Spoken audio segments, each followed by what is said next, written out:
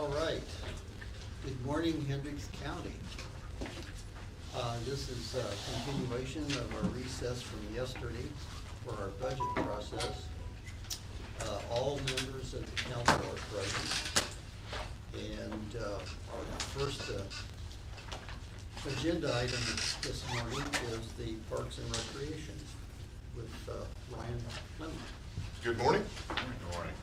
I appreciate everybody's time this morning, and hope my budget presentation is well received. So the vast majority of our budget requests will remain unchanged for this year, but we do have some revisions along with the capital request that I believe you're aware of. So I would like to proceed with that. County General Fund, our 20205 repair and maintenance budget line, I'll be asking for a $10,000 increase. That will bring that budget line to $35,000. Our 34401 development of educational programs, I would like an increase of $2,500 to bring that to $7,500. And then our food and beverage budget line 41060 other improvements, I would like to respectfully request a $25,000 increase to $225,000. Those requests in large part are due to inflation, additional assets that we have to maintain, and additional program. And then a large part of my request, as you're aware of, is at W.S. Gibbs Memorial Park, and that is funding for a welcoming center and administrative office that we have been in the works for over the last year, essentially, if not 8 months. So I would like to give a quick history of that. As you are aware, we did acquire the extra 20 acres of the Gibbs parcel last fall with your support and the commissioners. So that added a 20 acre footprint to Gibbs Park, and that is where we've targeted the development of this building. So shortly thereafter, we developed a park board subcommittee, department leadership, and we proceeded with plans to basically get my ducks in a row for today, budget hearings. So this is not a up high in the sky request. I think we have tried to cut the fat as much as possible to be respectful to the county budget. And I ultimately think we have a very good product at this point to propose to you. So on January 8th, the Park Board and Department of Leadership, we hired Studio View as our architectural firm and partners for this project. Shortly thereafter, we established a vision for this project. We proceeded with an RFQ process to select the best construction manager as constructor. So we had 3 submittals on that. Through that process, we hired Patterson Horth as our construction manager as constructor. So same process you essentially went through to build the jail, but a different construction manager as constructor. Patterson Horth did, I believe, build most of the fairgrounds for us in our county, so we have a relationship with them. I also have a relationship when we constructed the maintenance hub at Gibbs Park with them. So they've essentially waived their fees through this year because we're constructing these plans through our operating budget. They will not be compensated unless you ultimately approve this project, provide us the budget, and then that compensation would take place starting next year, early next year in the bid process. Schematic design for this, a brief rundown. It is for administrative office and our naturalist. It's also a welcoming center, so that's a large cost for this project.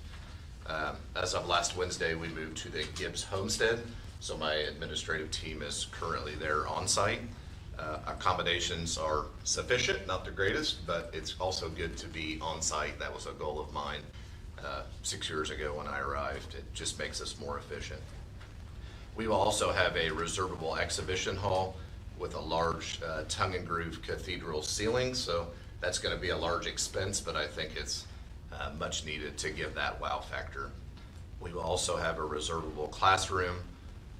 So both of those will have a return on investment. They'll be available for public meetings, programming, weddings. So I think that is a huge thing for Parks and Rec, that we do have a return on investment, and this goal will ultimately get us there. The original construction estimate that I was provided from Patterson Horth was 6.2 million. I thought that was too high, so we quickly worked to trim some of the fat to get us where I thought we needed to be today, to be perceived well with our request. So we did some valued engineering. That spreadsheet, I believe, is in your packet. So that highlights some of the revisions that we did to get the cost down. One of the main things is we reduced the size of the building from 9,000 square feet to 7,500 square feet. And we also reduced the main part of that was reducing the exhibition hall and the classroom. So those per fire code can accommodate 99 patrons, exhibition hall, and 30 in the classroom. Those two rooms do connect. The classroom is more of a modern, standardized construction commercial, while the exhibition hall has the glamour. So exhibition hall does have essentially a caterer's kitchen tied into it. We have a wet bar in the back, a large TV, but again, that will be a cathedral ceiling. We also removed one staff restroom from the overall site. And I did meet with the Washington Township Fire Marshal. I think all of you are aware I've had some bumps in the road with them in the past, but I think we've checkmarked what we need to with them, and we've also got support that we do not need a fire suppression system, which saved us about $300,000. I've communicated that with John Parmley as well, and he is fine with that. I honestly do not want the fire suppression system to maintain and other issues. So again, I think we've checkmarked what we need to there. We do have to dig a small fire protection pond because Washington Township does not have the tanker trucks, so same concept we had to do at the maintenance hub. And no public utilities in this area, so we are forced once again to dig a commercial well, a commercial septic, and there's some expense with that. So the current construction budget right now is a little over $5 million. It's $5,035,626. We have an alternative bid in our plans for $170,000 for a bus parking lot. I would like to include that if it would be ideal to include that right off the bat. So I am requesting $5.5 million from the council. I know this is a huge request for the Parks Department. I do not take that lightly, but I think this sets us up for a successful future. It checks marks multiple goals that we have, along with providing a long-term asset for our county and the Parks Department. The guaranteed maximum price is not going to be established probably until January when we do the bid process. So I would like to bid this either December or January of this year to try to get good bids. And then ultimately, if approved, we would start construction next spring. We would finalize next fall. So I am ready to act quickly on this. Once again, I've tried to cut the fat to get us where we need to be. And this is the largest capital project for the Parks Department that I see in the foreseeable future. I also presented to the commissioners. The Vandalia Trail expansion is also high on our list, but we are in the process of receiving a $990,000 land and water grant. And I think the trail development is reliant on grants. So this is a large burden for our county, I understand. Visitation at Gibbs Park is by far the highest that we have in our Parks Department. I think we will easily exceed 120,000 this year. And then the sky is the limit because phase 1 development was only 74 acres. We proceeded to phase 2 development, and now we have 160 acres on site. I think many of you are aware of the development around that park, the nice homes, and we want to provide a nice asset for them to utilize along with government operations if you would like to host meetings there and return on investment. So with that, I don't know if there's any questions or if you want me to highlight anything on the schematic design. I will say yesterday I have weekly meetings on this project with site engineers, with our architect, with construction manager. We did finish design development yesterday, so that is now in Patterson Fourth's hands, and they're gonna make sure that we are on track to maintain this budget figure. So again, a lot of the expense this year is taken out of our operating budget to get us where we need to be to present today. Thank you. Questions from the council? Yes, sir? Ryan, I see down in food and beverage, you still have $100,000 for land acquisitions Yes. plans. We do not, other than if we can acquire land to continue expanding the Vandalia Trail. I will tell you, this year, I am going to have to transfer that $100,000 to a development of county parks just to get by. So we do not have current plans to acquire additional property. So could we use that for your bus parking? I would prefer not, because we don't know what opportunities could arise on the expansion of the Vandalia Trail, and when those opportunities arise, I think we need to be ready, full force to hit on those. Okay.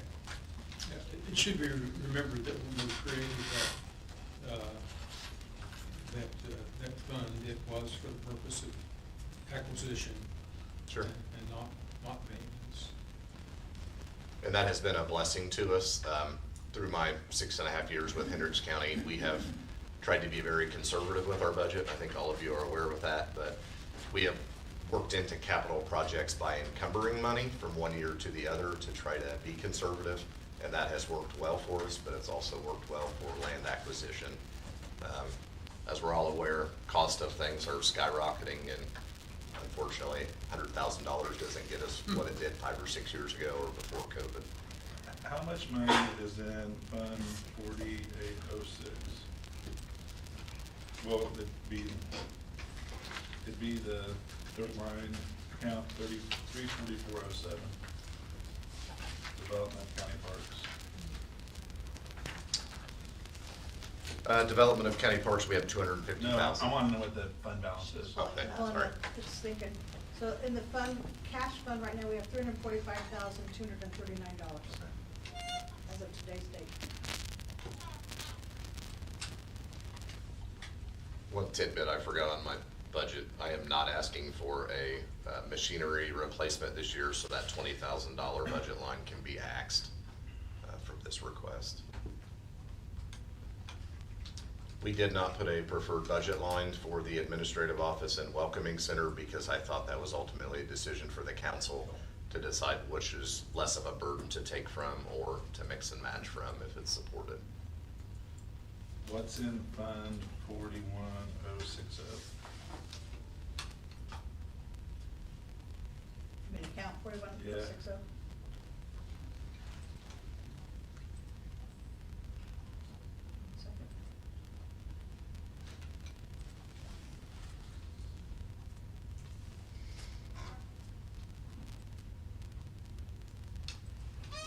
And just because there's a cash balance there, Right. we could have this year's appropriation that needs to come out of it. Right. Just thinking.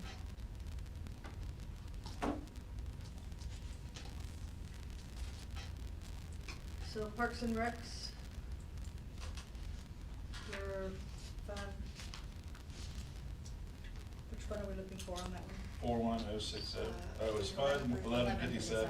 Sorry about that. So, Fund 1157. so his what's remaining in appropriation for him right now is $81,472 appropriation. There's, okay, Food and beverage has a lot of money in it. right, but that's what's appropriate. That's what appropriate for Parks and Recs for 2025. And I know this is on our capital improvement plan. Did we say in part of that plan where we would pay for this out of, am I remember? No. I asked Greg if he knew, and he said he didn't remember us discussing where it would come from. And Eric, I think, Ryan, do you have a timeline for bid and such? You and I talked about that a little bit. You might want to elaborate on that. I do. So we would like to complete the bid process December, January, and I think that's a good time to collect bids. People will be hungry to have contracts set in place. Patterson Horth agreed to that. So again, that's when I will really need the money to start compensating Patterson Horth. A lot of the architectural cost we're absorbing out of our budget this year. So again, I had my ducks in a row to present, and this wasn't Ryan's hypothesis or the park board. This is professionals. Does it make more sense to pay this out of CUMCAT development or food and beverage? Or a combination. Or a combination. I mean, 'cause we have, So you're not getting a bond, right? I mean, you're just wanting cash to pay for the project. Correct, yes. And how long is it gonna take to build this thing? I expect to start construction in spring of next year, and I expect for it to be completed in the fall of next year. So wherever we take this from, we don't have to take the whole amount. I mean, you know, it's gonna take them a year and a half to build this thing. No, No. Once we start construction, we're looking at spring to fall of next year. So I just, Twice a year, so. yeah, 6-7 months from. I'm okay with doing it, I just don't know, we need to ask, because of we're getting ready to do, Cause we just talked about the max levy for development yesterday, and he said he wanted to leave it how it was with the max I levy. just don't, have we, is there very much, is there any easy way to see what is budgeted currently, or proposed budgeted out of CCD for 2026? We have that in there yet? No.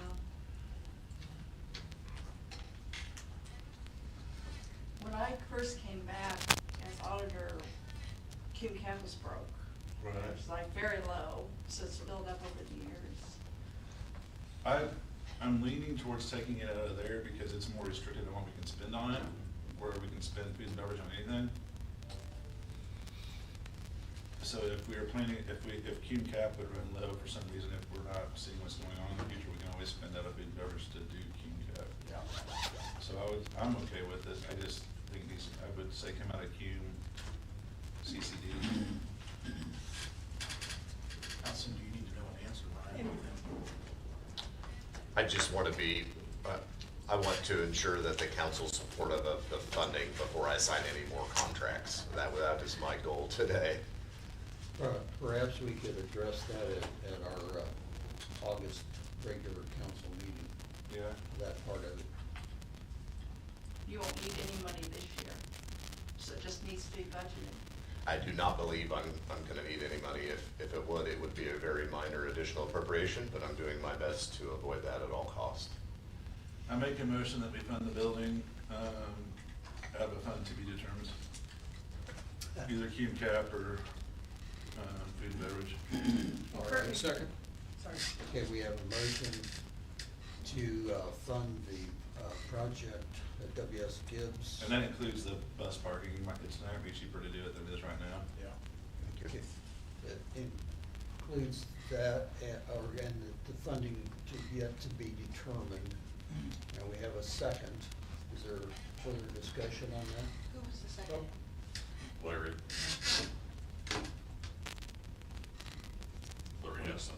She asked a question, I think. I just wanted to let you know what's available today, cash in Cume Cap is $14,985,000. And how much is appropriate? Right here, there's 13, almost 14 million surplus funds. Mr.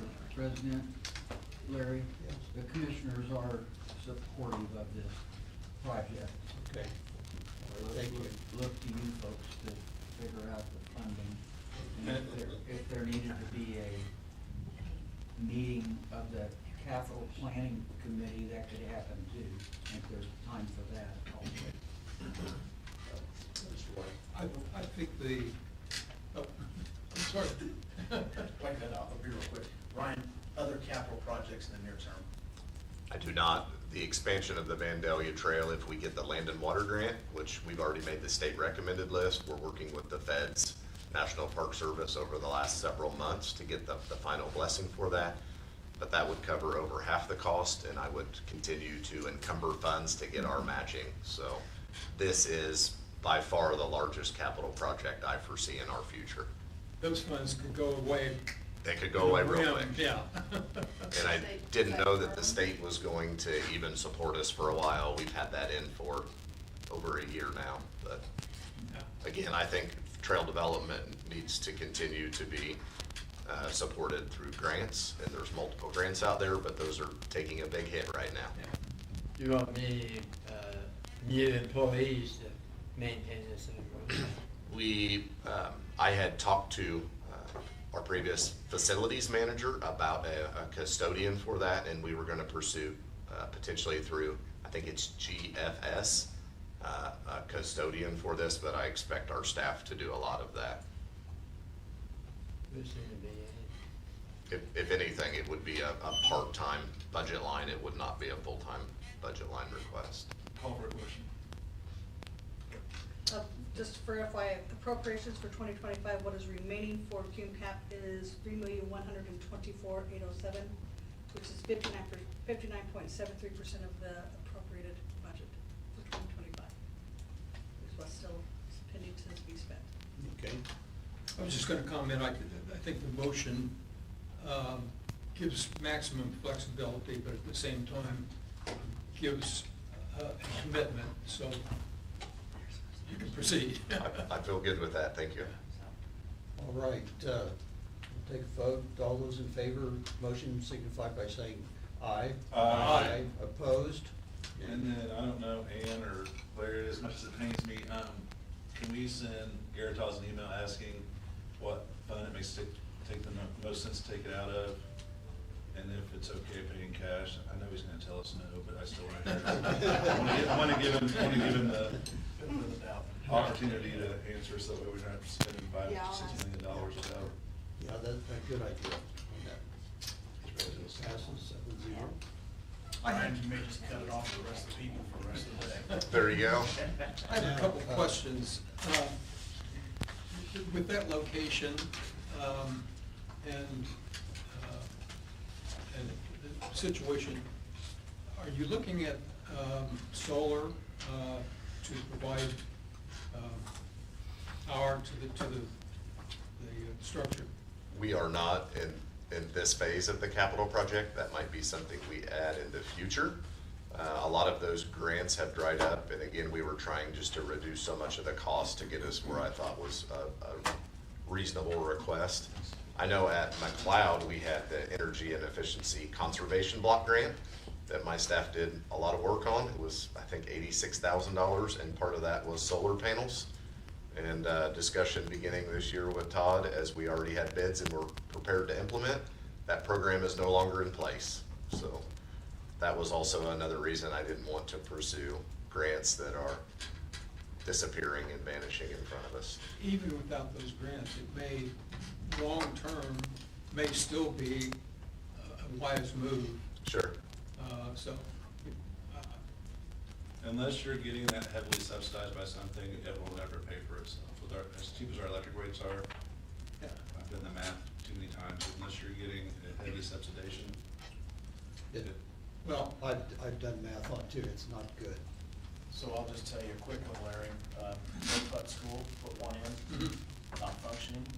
They pay $150,000 a year to North Salem Bank for a debt that they took on and it's not functioning. So the taxpayer is paying for the debt and still paying for the light bill. okay. Make a motion to approve the rest of the parks, budget as presented. On the 2s, 3s, and 4s? Yeah. We have a motion, is there a second? Second. Second from Eric. Further discussion? All those in favor signify by saying aye. Aye. Opposed? Okay. Passes 7-0. I have another question. Thank you. Some years back, we were approached by the owners of some property that were given us access to, which road it was, south of the park property. Has anything happened to that parcel? There is not. It's still currently an ag field. That was before my time here. I think Right. a church purchased that originally for development, and then they sold that parcel. Did they sell it? Because they wanted to sell it to us. I believe they did after we had the opportunity Okay. to buy it, but that's based off historical information that I Okay. reviewed, not from me, so. Okay. Thank you. The one communication we've had is the Bev Russell property, and I think some of the council and commissioners toured that. That was along Highway 40. There's a pond. It's a beautiful property, but she has moved to Boston. One of our park board members continues to communicate with her, but I think there would be substantial compensation to acquire that parcel. Where is that? It's east of Belleville, off of 40, so it would be a great location for us to maintain with our maintenance hub at Gibbs. I have not been to the property, but I have viewed pamphlets and historical information from our department. It's Paul Miner that continues to talk to Bev and maintain that communication loop for us. Just north of the Hankey development. Pardon? Just north of the Hankey Oh, development. okay, okay. The Deer Creek development. Yeah. Thank you, Ryan. Thank you. Thank you very much. I sincerely appreciate all the support this year and in the past, and we're looking forward to rocking and rolling on this project and continue to go. So thank you very much. Thanks for what you're doing. Thank you. Couldn't have done it without everybody's support, so I sincerely appreciate that. I was in California when the budget hearings came out, and I wanted to be first day, first meeting, but didn't make that, but I think I'm first today, so thank you. All right, our next item of hearings will be the coroner's office.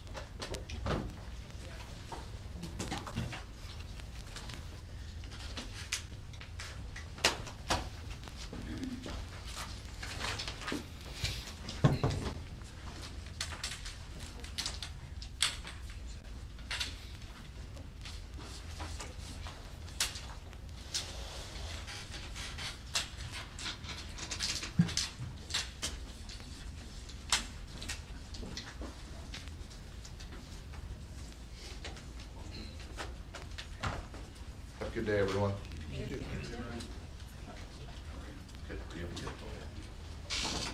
Morning. Good morning, Dan.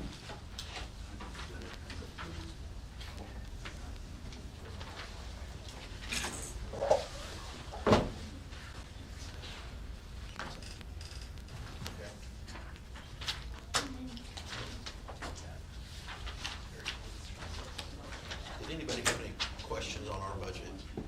I was going to ask you if you have anything you want to lead off with.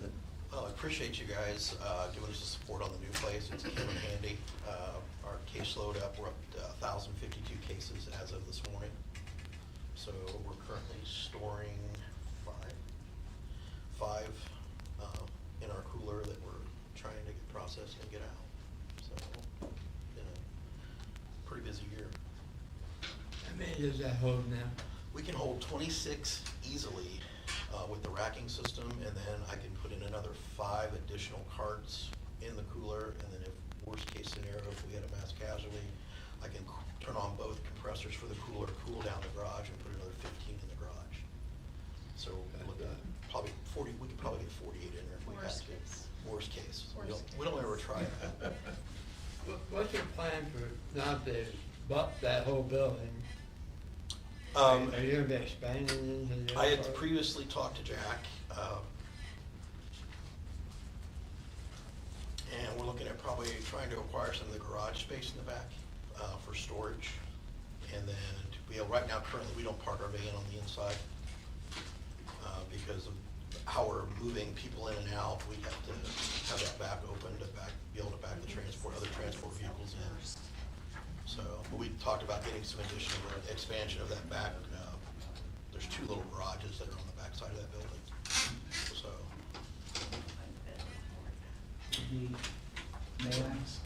Yes, sir? The commissioners, we are actively pursuing buying that building and figuring out, I have to be careful what I say here, figuring out what to do with the other tenant in that building as well.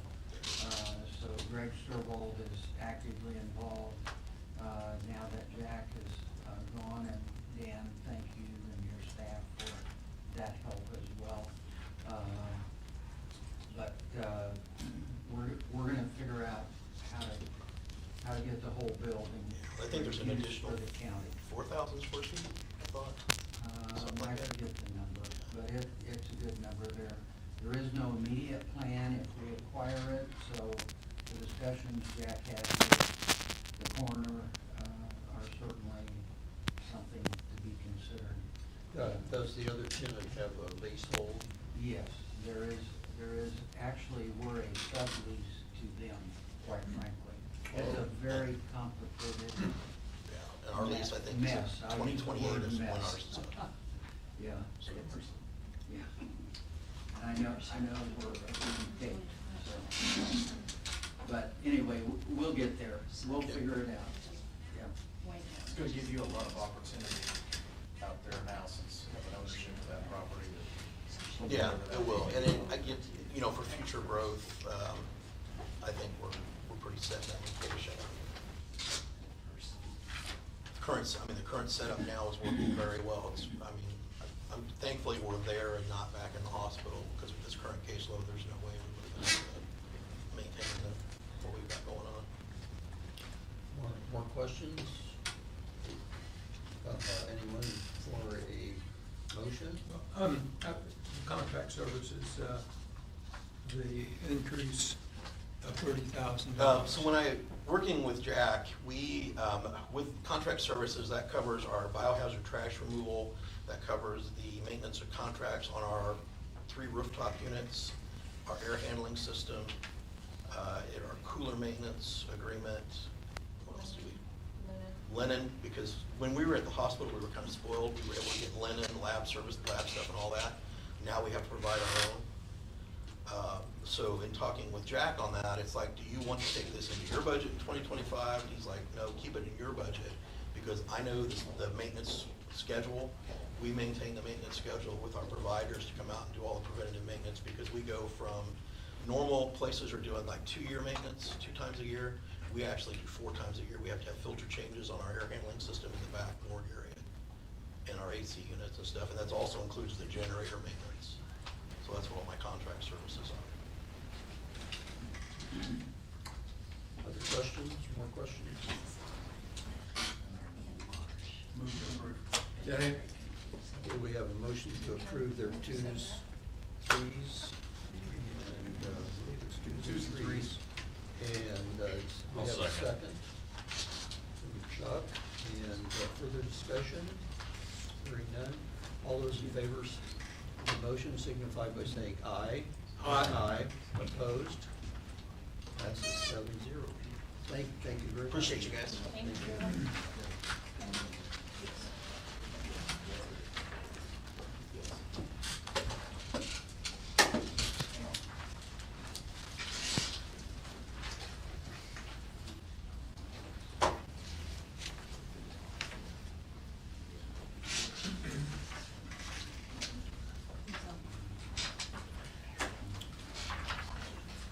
Okay. Our, next item will be the Hendricks County Tourism Commission. And welcome, Jamie. Welcome, thank you. And this is for our information only, I do believe. For review and acknowledgement. Okay.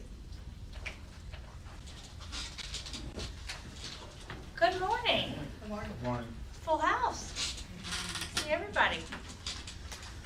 My name is Jamie Boer-Smith. I am the authorized representative for the Hendricks County Tourism Commission. The Hendricks County Tourism Commission is a appointed body that is appointed by the Hendricks County Commissioners and the largest municipality, which is currently the town of Plainfield. And that group contracts with the not-for-profit Visit Hendricks County, of which I am the executive director. So we've been in existence a little over 25 years. So I'm excited to be here today to bring you a budget for the Tourism Commission. In 2019, we moved the operations to the not-for-profit, so I've included a budget for the not-for-profit as well in an effort of transparency, so you can see that the Tourism Commission does contract with the not-for-profit for the majority of the operations. So you'll see a contract item where there's a large sum of money that goes to the not-for-profit, and then you'll see the not-for-profit's budget for that amount of money as well. So you do have both of those budgets just for your acknowledgement. So with that, the biggest thing to note is in the year of our Lord 2025, things are different for the very first time. We are seeing a decline in the amount people are paying for hotel rooms. So in actuality, the number of people that are coming to our county, visitors, is actually up by 10%. However, what they are paying for their rooms is down. So when you think about the number of rooms that we have in the county, we're absorbing a 15% increase in overnight rooms. So in addition to the rooms that are actually in our county, there's 200 additional rooms across the county line at Ameriplex. You couple that with an economic slowdown, we'll call it, where travelers in the United States are worried about the economy. They're concerned about various things that cause unrest in the year 2025, as well as the biggest group that is affected by those concerns is people who stay in what we call mid-scale hotels. Mid-scale hotels are your Hampton Inns, Holiday Inn Express, Fairfield Inns, etc. Over 80% of our hotels are in that mid-scale market. Now, if you're traveling and you stay at a luxury hotel, you know, Embassy Suites, Courtyard by Marriott's, Westin's, Conrad's, things like that, you're still traveling. You could care less about the current economic state of the United States. That being said, we don't have a lot of those in Hendricks County. Those people are still traveling. And if you typically stay in a mid-scale hotel, you're trending down. You're staying at a Super 8, at a Budget Inn, things like that. We also don't have a lot of those. So they're trending down and they're paying less for the hotel room. So if you normally are paying $100 for the hotel room, we get 8% of $100. Now you're paying $80 for a hotel room, we're getting 8% of $80. Therefore, we're seeing a slight decline in innkeeper's tax. That being said, we are up 3% year over year. However, we are down, 7% versus budget. So we anticipated a healthy budget increase. We are up over year. So what the budget I bring to you for 2026 shows a decline from 25 to 26 and a flat rate from 24 to 26. So that's how we got here. Not concerned, right? The money we're living on today is money that is from the second half or the first half of 2025, right? So we live on the money that we get 6 months later. So we're not in trouble, right? So we budget appropriately, but we have to budget so far in advance. So we're not concerned about that. So what that means for you is the county is that the Parks and Fairgrounds will receive more money in 2025 that they receive in 2024, and they will receive more money most likely in 2026 than they do in 2025, but it won't be those big jumps that we've been seeing year after year. So that's the good news. It's just we've been fortunate to celebrate big 7 to 15% increases year over year. That's starting to equalize, and so we're seeing maybe 3 to 5. So that being said, we expect the county portion for 2026 to be $839,200. Like I said, 2025 will be more than 2024, and 2026 will most likely be more than 2025. And therefore, we are showing currently June 2025 showed a positive trend with 103% of budget. So we do anticipate the opportunity to maybe make up a little bit of that difference, but we're not, you never know. So we are at the mercy of the traveler. So we do have a new marketing campaign that we'll be launching. We have a new brand that will be coming out in this fall. So we are very excited about what the future holds and how we can influence more travel. So with that being said, there are a couple of programs that will appear new to you. The Destination Development Fund, we have put aside $315,000 for 2026. As you know, I came a couple months ago and talked about our new pillars, and one of those is destination development. So we are encouraged to be able to put money aside to be able to invest in our communities, and one of those ways will be financially. And so we are in the process of developing a program that will look at ways that we can invest in communities, in business, in programs and events that we will utilize that money to leverage other activities throughout the county. And then we will also utilize those funds for other things that we have identified through the Destination Defined strategic plan that we talked about, this document that I brought when we were back there in April. So, I did provide 3 years of historical context for you, 2024 actual, 2025 budget, and 2026 budget. So that way you had a little more to compare, given that I am not coming in here singing, it's all roses and rainbows today. It's more like sunshine and clouds. Well, just having been spoiled with significant growth for a long time, so, but it's not like a plunge downward. So No. it's leveling off or potentially leveling off, so it's not to be feared, it's just different than. It's very much a bell curve when it comes to the tourism industry. We're at the mercy of the hotels, right? One of the big reasons why we invested in the Embassy Suites was it gave additional life to the exit in Plainfield, right? And it caused all of those lodging facilities to invest and to update and to upgrade. That was now 6 years ago. Which I believe they did. They did. Respond. Yeah, several of them did. I've got 3 hotels for sale today. We don't know what that's gonna look like, when we have hotels change owner. The hotel industry is terrible about getting rid of their old inventory, and so it downtrends, and that hurts the industry. We have 1,000 hotel rooms sitting at the old airport property. That hurts us more than anybody else.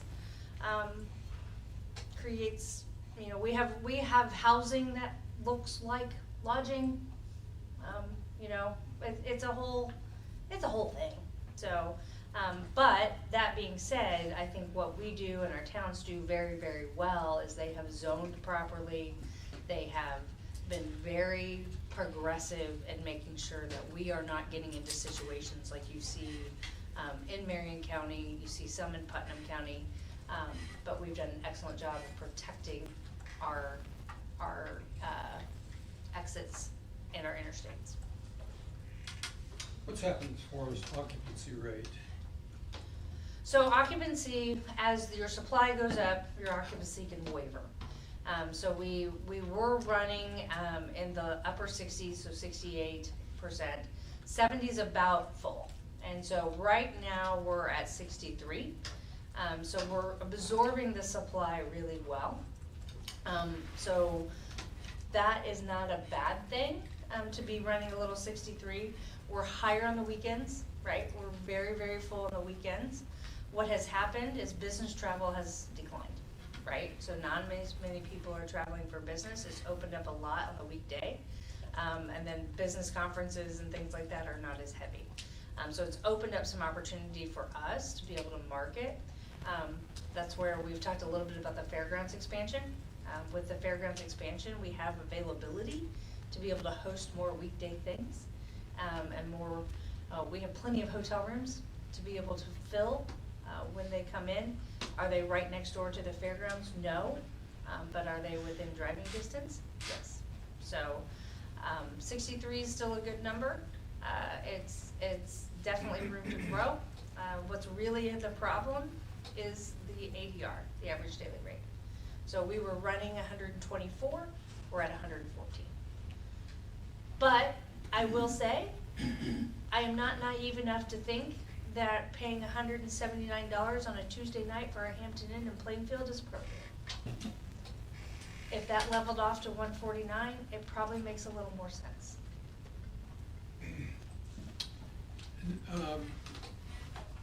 How much, what's the scheduled year for the bond to be paid off? Oh. Approximately. I feel like it's 2034. Okay.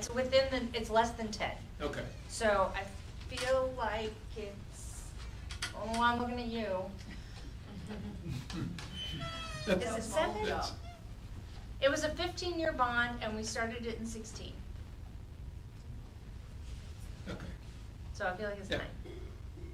I just looked it up. If you would've asked me yesterday, I would've known. No, that's all right, I just wanted an approximation, I didn't know if it was imminent or, Yeah, it's imminent-ish. okay. And that's part of the reason why we're interested in this destination development program, right? Because we have a responsibility with the 1.5% that we were given for the bond, right? And so we have to do tourism development with that. So once the bond is paid off, we need to have a program in place. And what does tourism development look like if we're not paying for a bond? And that's where investment into the communities that we have, all 11 communities, becomes incredibly important. And so that's not gonna happen overnight, which is why we need to start today. Do you have a question, Mr. Dawes? Jamie, there was discussion, some time ago about a hotel wanting to build in Danville over by Walmart. Yeah. Has that dropped off completely? Or do you not know? I do know. It's like an AM transistor radio on an AM station. It's in and out, off and on. So here's the problem with the hotel in Danville. It's what size will work. And so to build a hotel anywhere, you need it to be profitable within really 18 months, 3 years at most. The hotel that they were looking to build out in Danville was gonna be 7 years to be profitable. And so, right. And so the problem with that is, yes, the fairgrounds does drive business, no doubt about it. A bigger fairgrounds will drive more business. There's no corporate business in Danville, okay? And so where hotels make their money is Sunday through Thursday. Average daily rate, Sunday through Thursday. It's called RevPAR, revenue per available room. And so the revenue per available room is how a hotelier makes money. And so higher rate on the weekend, lower rate on the weekday, but those corporate rooms that they book, right? So like CSX rail workers, construction business, corporate, road warriors who come in Sunday through Thursday, and go home on the weekends. That's where hotels make their money. We're the extra on top, right? So the people, leisure travelers that come in on the weekends, the sports groups, that's the extra money. That's their profit, right? Their base is the Sunday through Thursday. So Danville just doesn't have Sunday through Thursday business. And the people would say, oh, the hospital, right? The hospital, oh, all the people. Andrews Regional Health is an acute care hospital. People stay on average 1 to 4 days. And then they're like, oh, all the people coming to fix the machines. No. They have teams that fix their own machines. So the hospital really isn't a driver of overnight stays either. So even though they're a big business for Hendricks County, they're not a visitor business. So when you get into it, you're going to have somebody who's willing to take a loss for a long period of time to get that hotel up and going. Or they're going to have to build a 40-room hotel, and then is it really gonna be enough? The town's going to have to say, okay, we're fine with a Super 8, but is that really what they want? So like, there's just a lot of pieces there that maybe they're not ready for yet. Thanks. I've had this conversation, well, this will be my 23rd year in the community, and so this will probably be my 22nd year of conversation. It's a great conversation.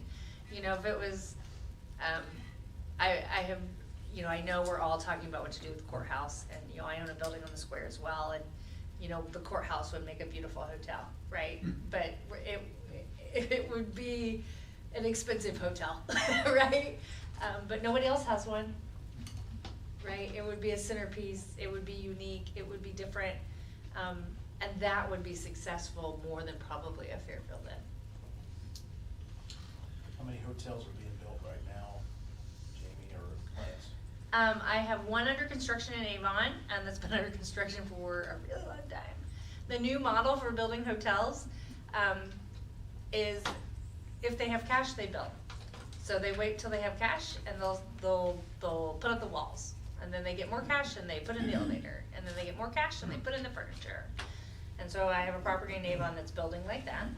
You've seen some gas station builds like that, so you might, like the gas station out on 36 in Avon is being built like that. So if they have cash, they build. and then Yeah, it just there- sits and waits for cash. There's a hotel at Lebanon on I-65 it's in the stages, and that must be what they're doing with the Yeah. cash. A lot of owner-operated properties are that Yeah. way. And so, and it's not that they can't get financing, it's just that's their business model. And it works for them because they open debt-free. And so I have that one that's under construction, it's been under construction for a while. I have a property in Brownsburg that is in the planning stages. It's a dual tower property, that we've met with. And I think those are the only ones right now. The last one, I think, was the Hilton in Brownsburg. Yeah, they're home two suites and an extended stay, yeah, and that's been a year and a half, Yeah, something like that. yeah. Great property. And we've had several change hands, we've had a lot change hands. Jamie also helped out a little bit when the fairgrounds did their planning for this building expansion. Jamie came in and you give $25,000 or something like that. Yeah, we, took some money out of last year's budget, and put together, we turned 25, so we, did a anniversary fund, and so we did we had some money put aside, so we did 25,000 in addition to their normal innkeeper's tax allotment, towards the study that, for the expansion of the fairgrounds, or evolvement, I'll say evolvement. Who knows if it'll be an expansion. Okay, do we have more questions for Jamie? I believe we've reviewed, and I believe we're all acknowledging your presentation, so thank you very much. Thank you for having me. I'm across the street, I'm in 8 West Main. I do own a building, if anybody ever wants to talk about the building. So, we are getting a property valuation and trying to figure out what's next steps on the building. We talked about it a lot last time I was here. The building next door has sold. It is going to become a restaurant bar. It's sold to a gentleman named Scott Lingle. And they are looking to invest heavily in the town of Danville. So we are trying to figure out what we do next with the building on the square of Danville. So my phone number is 317-718. If anybody would like to talk about that. So thank you for having me this morning. Thank you. And thank you for everything you are doing for the county.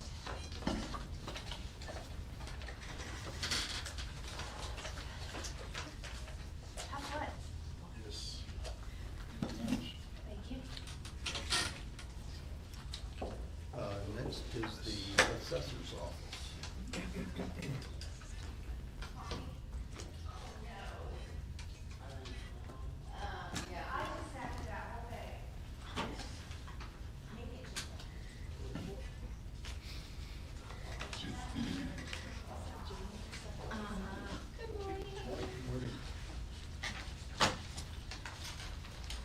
Alright.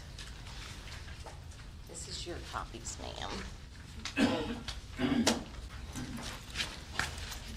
I had emailed everyone my presentation, but I also have brought you copies of everything in case you hadn't had a chance to review it.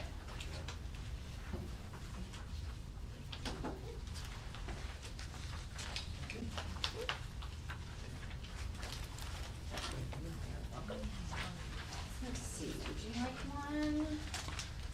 Would you like one?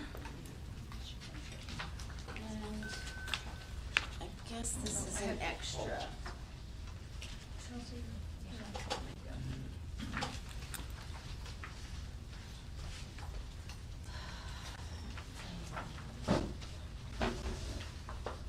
Had anybody had a chance to look at my presentation yet? Because that's gonna kind of determine my direction that I go. I think we have, for most of it. For the most part, okay. So, however you'd like to start.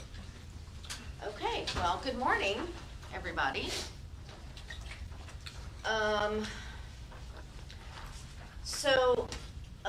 I think I want to start with operations because there's really not much change in the operations budget, and I think we can get through that very quickly. And then I would like to just highlight some of the stuff in my presentation, and also I'd like to speak on a couple of things that I heard yesterday regarding stuff that was said by Greg Gertaz, and I think that there's some confusion about a few things, and I wanted to try to clarify from my perspective on some of that, and then finish up with personnel, because that's really the thing that I'm most wanting to discuss. And I know you're not making that decision today, but I wanted to provide you with my information and my thought process and what it is that I feel we need, and then you can discuss that tomorrow. So. I just have one question on your professional fees there. Uh-huh. There was an added 30,000 for Engage website. What is that? So Engage is it's a product through my CAMA vendor that is a link.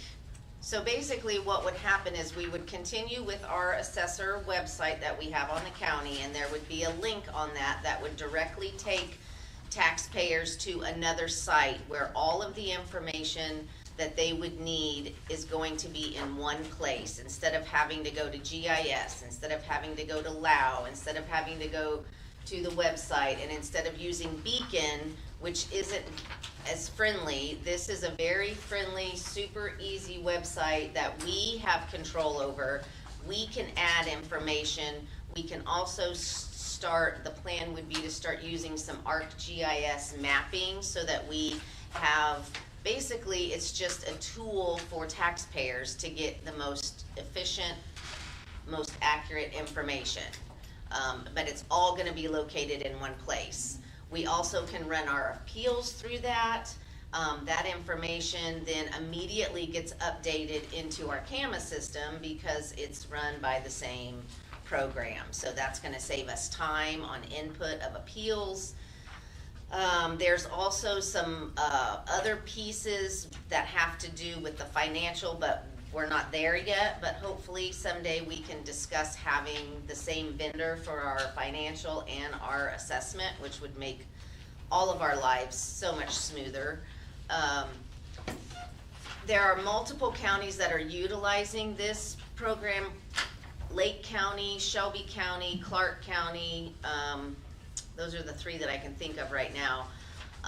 It's just a really good interactive tool, and I think it's just gonna be a really good thing for our taxpayers to get information, so. I read where there were 13, I believe it's 13. Is it 13? In Indiana. Yeah, they keep growing. This is something that they've been developing. It's been in process for multiple years. I've known about it, I just haven't pulled the trigger. But I think now we're having some difficulty with our appeals and coordinating between Beacon and our system, and I think that this is gonna be the solution. And it's gonna be maintained by someone who knows all the information. I read where it costs $20,000 up front to purchase it, and then I believe it was $20,000 a year to that they maintain. That's it. the base, and then to add on the appeals is a little bit more, and to add on some other things. They have other things where you can file online, like questionnaires for reassessment purposes. And right now, if anybody fills out those questionnaires, they have to scan it and email it to us, and then we have to data enter it.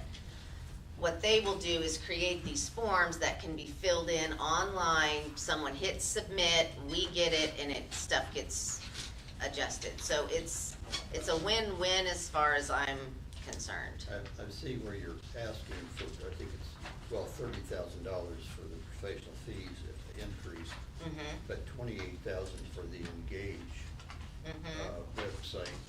But I would think it would be, if we were to do that, it would be $40,000 the first year. It probably would. I think I was just, professional fees, that includes my MLS services, that includes my CoStar services, that includes a lot of my commercial and industrial data services, and all of those things continue to creep up. I was padding it a little bit, but 28,000 is really what I need for this Engage, and I currently have the funds available to pay for that initial startup.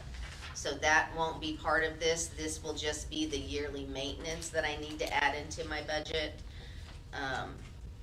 So that would be the 20, if this were activated in 26, then the 20,000 of this 28,000 would be the basic fee, and then there's 8,000 for additional things you wanted to do.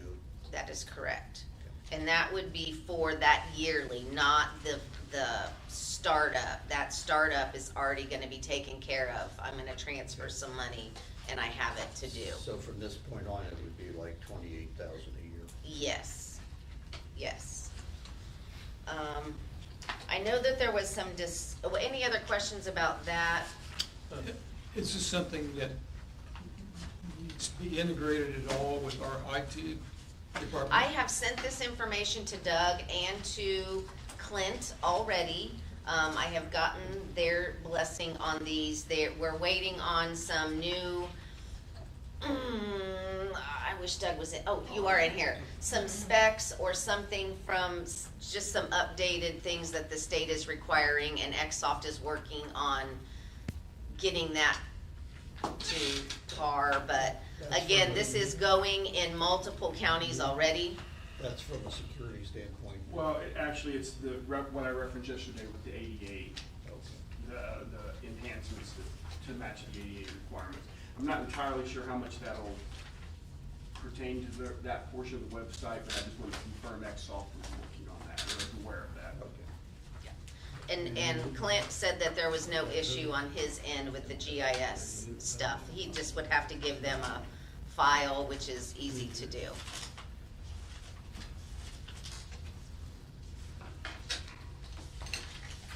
Any other questions? Because I would like to address why I was moving some of my stuff from reassessment to So, So general. does the Engage free up any other thing for you, or how does it improve? Well, I wouldn't say it's gonna it's gonna help on the appeal side. You know, this year we got 1,500 appeals, and we just yesterday was able to enter the last one. So the deadline for that was June the 15th. So it takes us this long just to physically input those 1,500 appeals. This will help in some of that case because some of it's gonna already be the data from the general information like owner, parcel number, AV, all that stuff will automatically pull in through this process. So that will help. So it's more friendly to It's really, the property owners. yes, that's the whole idea, is to try to get for it in them, more. But then actually, I think you're saying that it helps minimize the efforts that you have in your office. Yes. As far as entry and all that kind of stuff. Yes. Do you anticipate that having this available would reduce the number of appeals by virtue of people being able to get information that otherwise they There's always the hope of that, and I can tell you that even doing the appeals currently through Beacon, we have found, and unfortunately I don't have those numbers, but we have found where people will start an appeal, but then once they have to go through the comps of their neighborhood, they realize that their home is within where it should be, and so therefore then they just don't file, they don't continue. Gotcha. So yes, I do think that it does help. I think the more information that we can provide taxpayers on how what their assessment is, how it changes every year, why it changes every year, is just gonna be, it's just gonna be very helpful to everybody, because most people just do not understand. And what we're finding this year, I've had more calls this year on people who their mortgage is going up, and so they call us because now their mortgage has gone up by $600, and what have I done to their assessment? Well, in reality, their assessment may have only gone up a small percentage, so it's not their taxes that are actually affecting this escrow and their mortgage, it's insurance rates and other things. So there's just a lot of that. It's just, my goal for going forward, I'm in the next for my next term, which is coming up, is really an education piece. So I am trying to put things in place now that is going to help us educate our taxpayers and give them the most information that they can. And just so you know, we have different systems, but we've been doing this with our system for a couple years now, and we love it. It helps reduce the amount of calls we get because they click on the link and WOW just provides everything right there for them and they can do everything. So as a taxpayer's view, I'm in favor of it because it eliminates a lot of need to call the office and ask more questions. And it's been going well with our online site, so.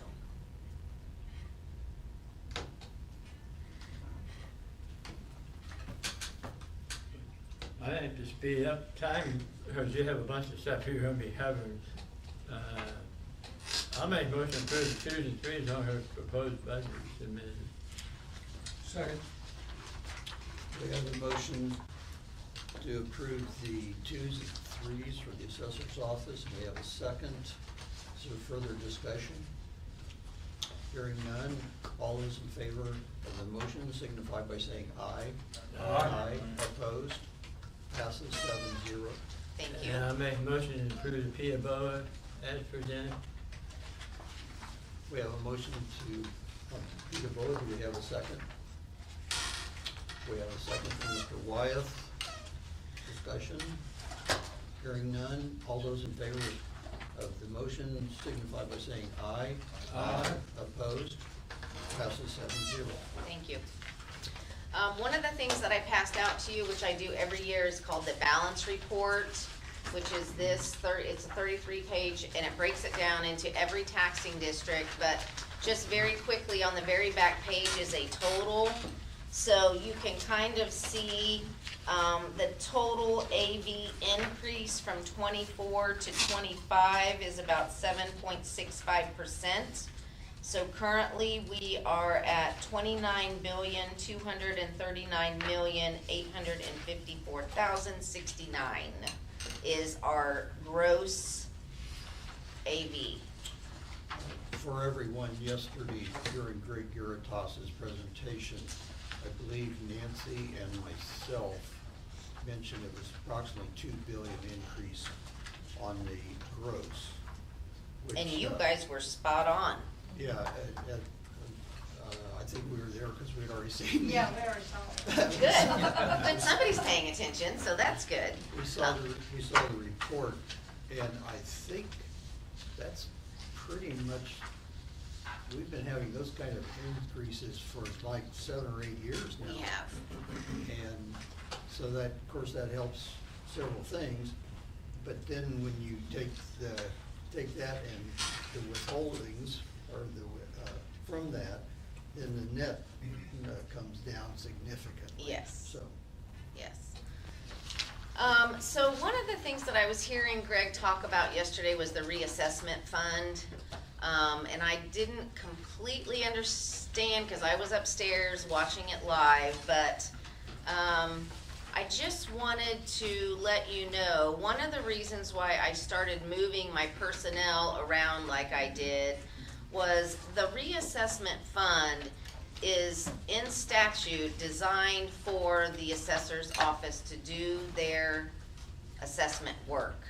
And it is very clear that that money is not to be used for other things, basically. I have provided this little reassessment fund packet, which came from Barry Wood at the Department of Local Government Finance. This was a class that he taught, but it has kind of highlighted the points that I'm trying to make. So I was trying to move my personnel that would be underneath that reassessment into the right fund. I was just trying to move everybody into the fund that it should be so that we had a good starting point. Because this reassessment fund grows every year, and I certainly do not, I'm not sure my balance on it right now. I have that somewhere, but that's where those services need to be paid, and it's not money that can be pulled out and put in the general fund for other purposes. If it's not being used for these purposes, it has to just stay there until I need it. So it really is a safety net kind of for our department to make sure that we're getting the reassessment done and being able to do the things that we need to do without having to dip into the general fund. Okay, Paula, could you get that current? Yeah, cash balance is 1,758,738.17.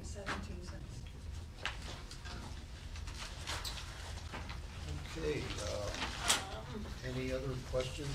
for the I have assessor? just a couple Oh, more you got some more things. stuff? I'm Okay. sorry, but Oh, yes, that's- I'm no, gonna that's take okay. all my time. That's okay. I mean, I put a lot of work into this, and so I want you guys to see this information. So, on my presentation, you're gonna see just some general statistics that we talk about periodically, but it's all gonna be in one spot for you.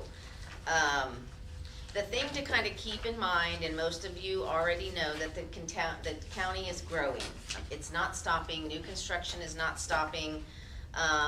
You know, the increase every year, it increases. Last year was a 3% increase, so that was, we can deal with that. But one thing that we're already aware of is that there's 1,200 vacant parcels that are going to have houses on them that we already know. There's another 1,400 that are coming that we know that are planned, and that was just as of last week. So every day that changes. I'm not gonna go through all of this, but parcel counts, you can see the increase. You're gonna see that 2026 is 81,000, but we're only halfway through the year, so there's still gonna be probably another several thousand added to that as splits continue to come through.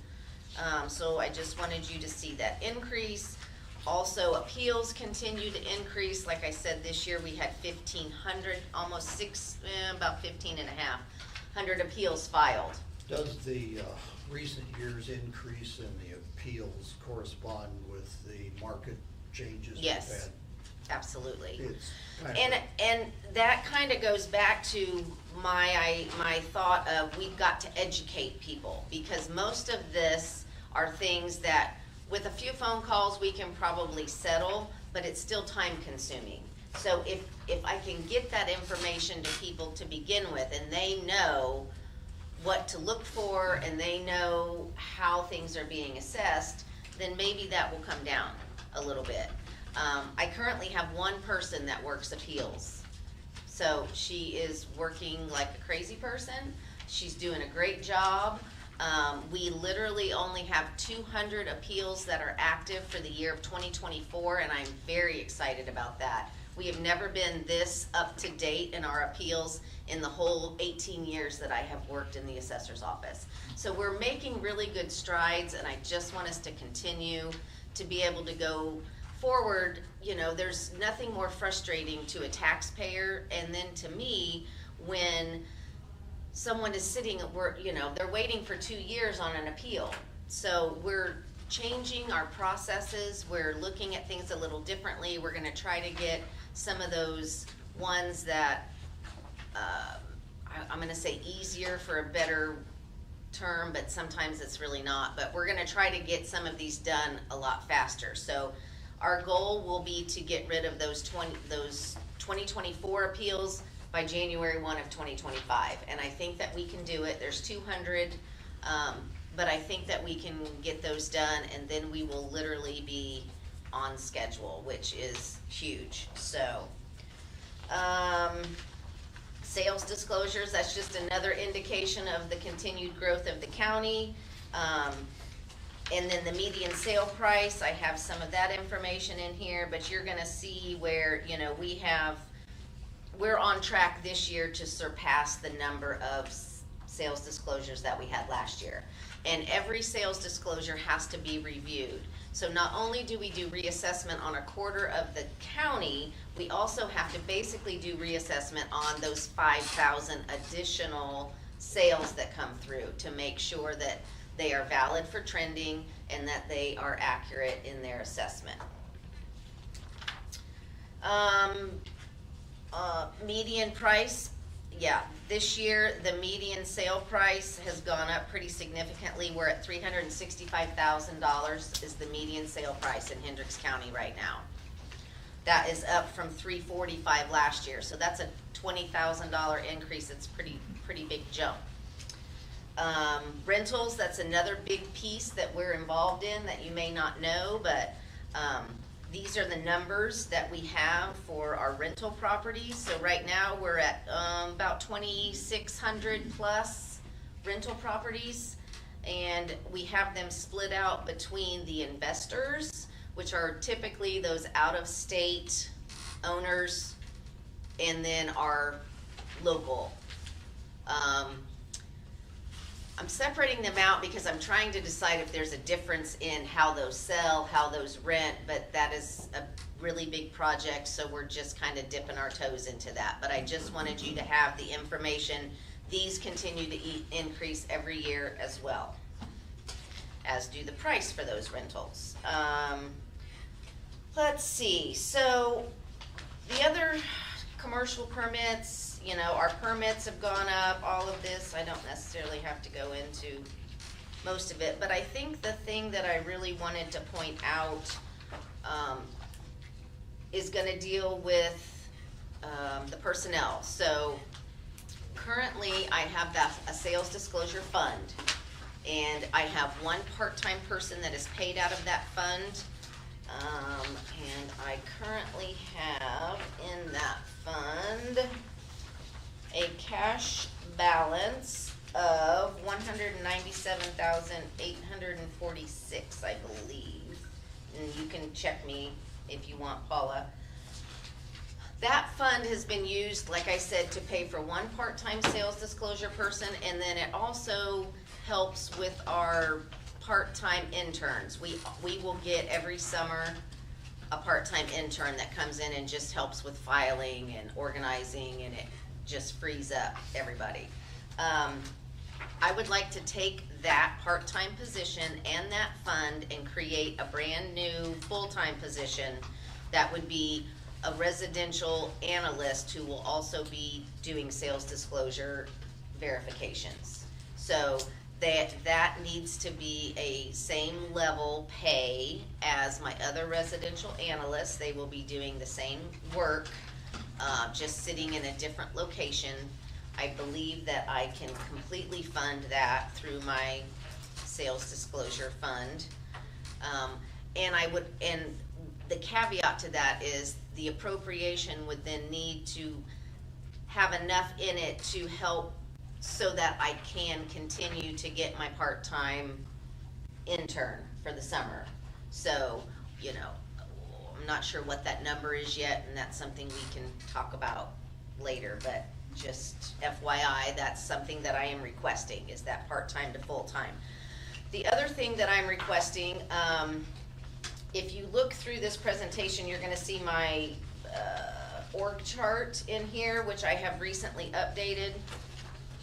I have probably one of the biggest staffs, I think, other than obviously sheriff, but in terms of second floor and elected officials. I'm rearranging some things. I had a supervisor, and then that person left and that space was empty. I had someone else kind of step up and take over some of those roles.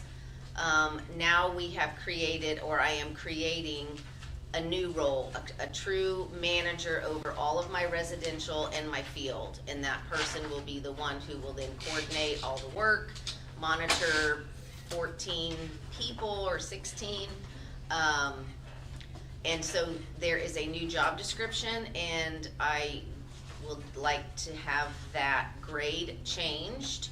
I had tried, similar to what Jack was talking about yesterday, I had tried to increase, and I was able to give her a small merit increase for the duties that she is now responsible for, but she was already at her max, so I couldn't give what I wanted.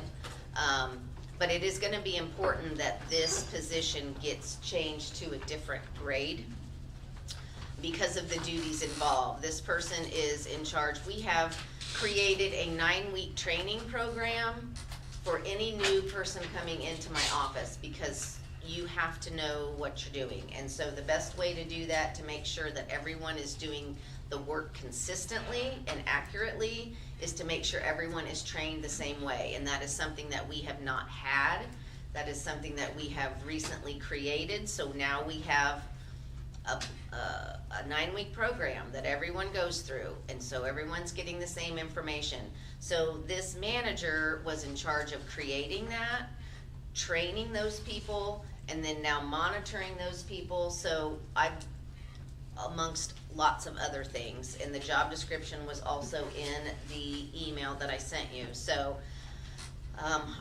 I believe that that position should be graded at a 32, which is similar to some of the other secondary managers that I'm seeing in other departments. I did a lot of research on what other ones were making, so I was trying to keep it similar to those.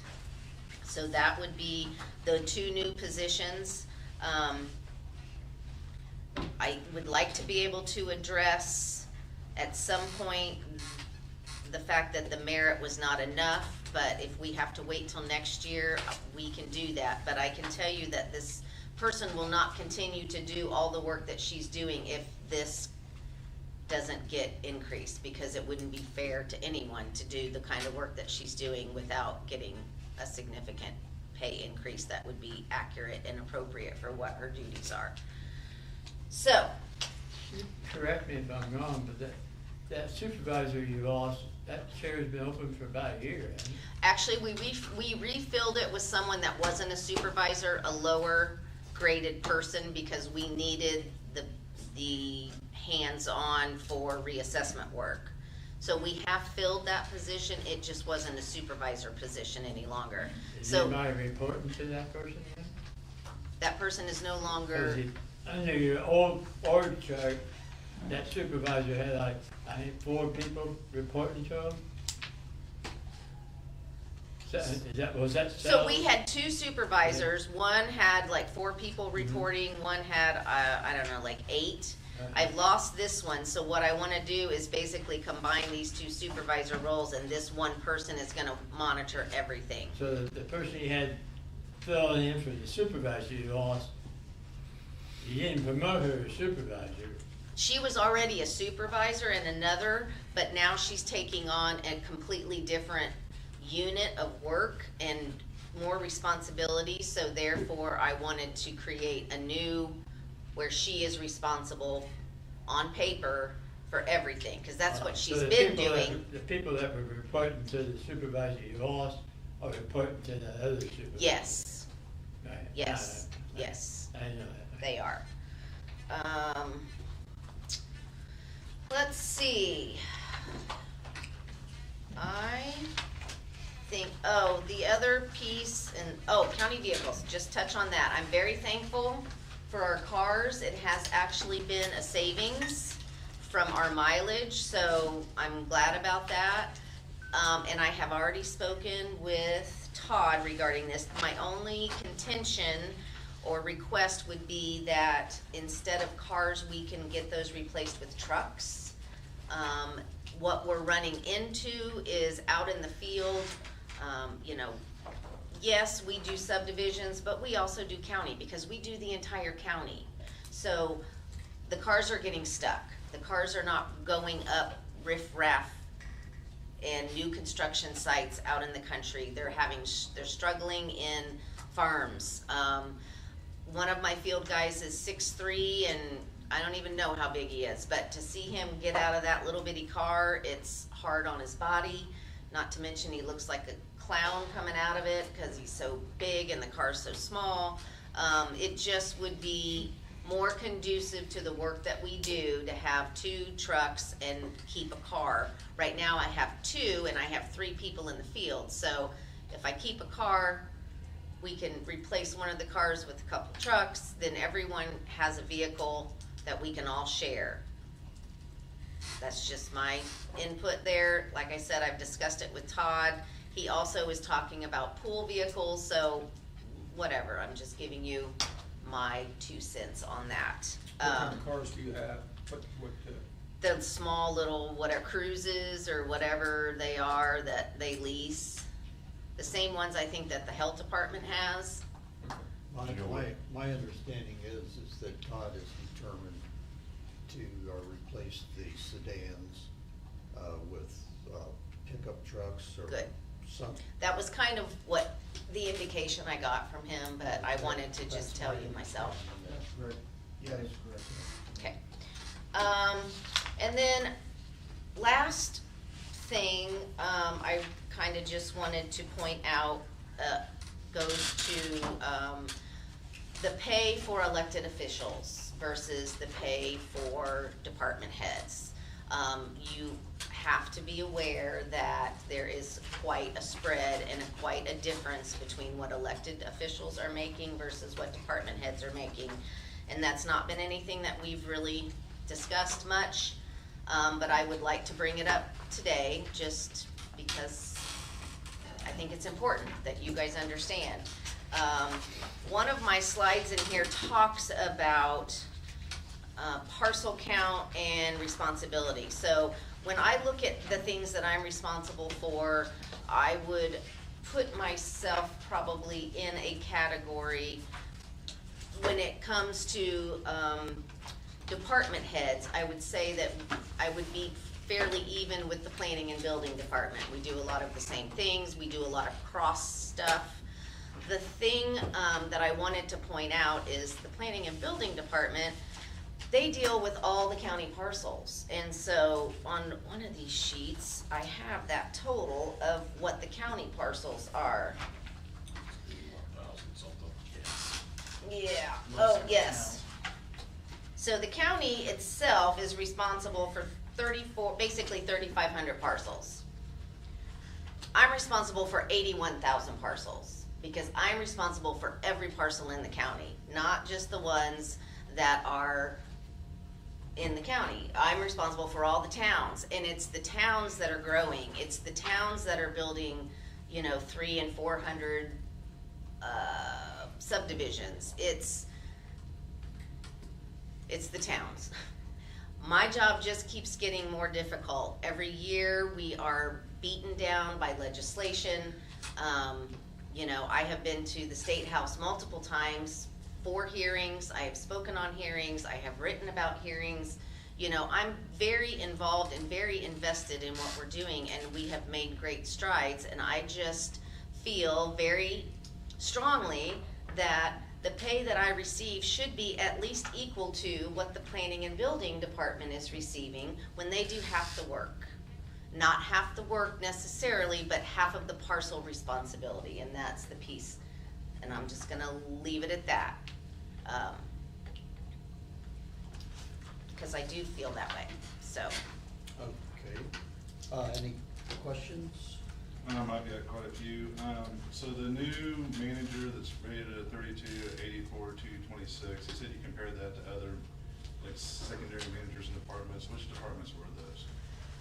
One would have been, the financial department and the, planning and building. There is someone in planning and building, I'm not sure what the title is, program manager or something like that. And I believe that was also graded at a 32. That was the one that I was really looking at. And that was where that grade came from, in my opinion.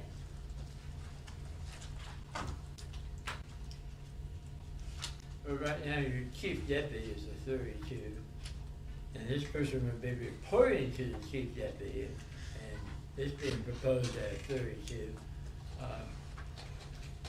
Most towns, we don't have same grades reporting, so that would be like Sure. 31 to 32 or something like that. But that's because there's a discrepancy between where I am, if I was making what a department head was making, then my chief deputy would be here, and then a 32 would be here, and that would make sense. What else you got, Eric? I'm just trying to figure out what manager that is that's up at $85,000. I can't find any other managers. And I'm not sure where 85 is coming, is that on my? 84,226 is what it's, I think that was just the maximum of a 32, and I don't know, I was just throwing in the max From the for grade that. scale. Yes, and that grade scale, again, was from 25, so that is old, truly old numbers, but that's how I came up with that. That was an estimation, that was me shooting for the stars, Eric. Look at this sheet right here, that came earlier, you got it. Just slow. Yeah. Eric, I did send the job description of the first person. Well, look at the, look at that. Have you gotten anything back on that? No, I had to send all of them at the same time. Okay. Nikki, what's the But grade of it the tells you that position now? 32, see a couple 32s there. 28?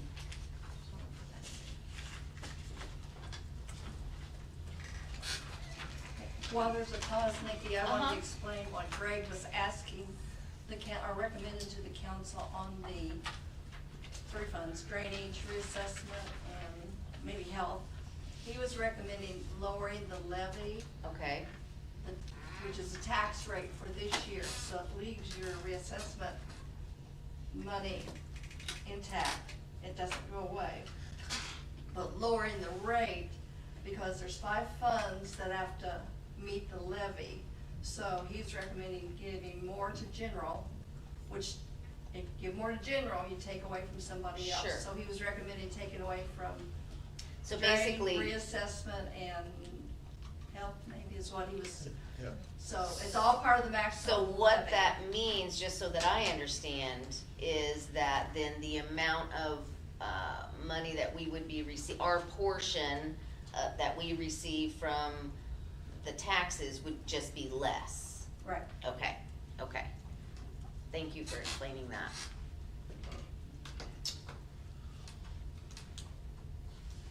and I'll say, going to the elected officials making the same thing as department heads. A lot of those department heads, you have to have a college degree to do it and experience, and to get somebody to do those things, like our engineer, you have to have an engineering degree. Sure. Our planning, and building, he has I'm assuming a planning degree, and it's hard to find competent people in those roles without paying the position, the money we're paying in those. And I think that's the difference between elected officials.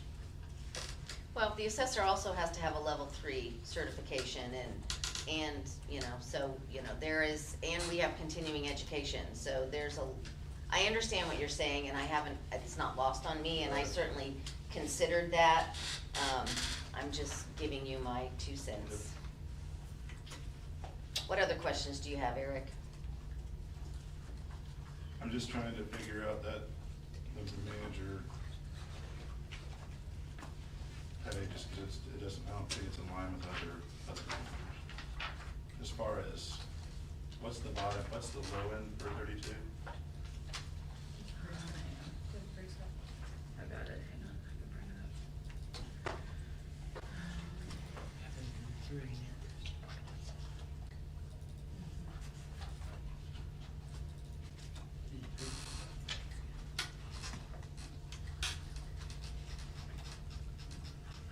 Another one for a 32?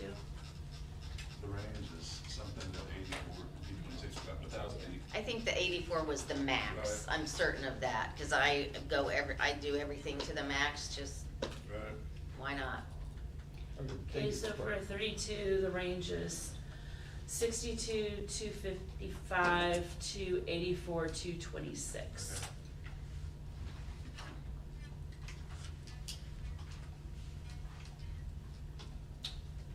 Anyone else with questions?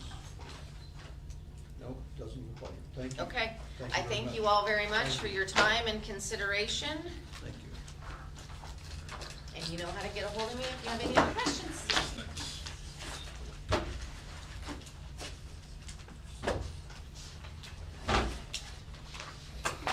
Okay, we'll take a 15-minute break. Are you turning off the? Are we not broadcasting anymore? Like,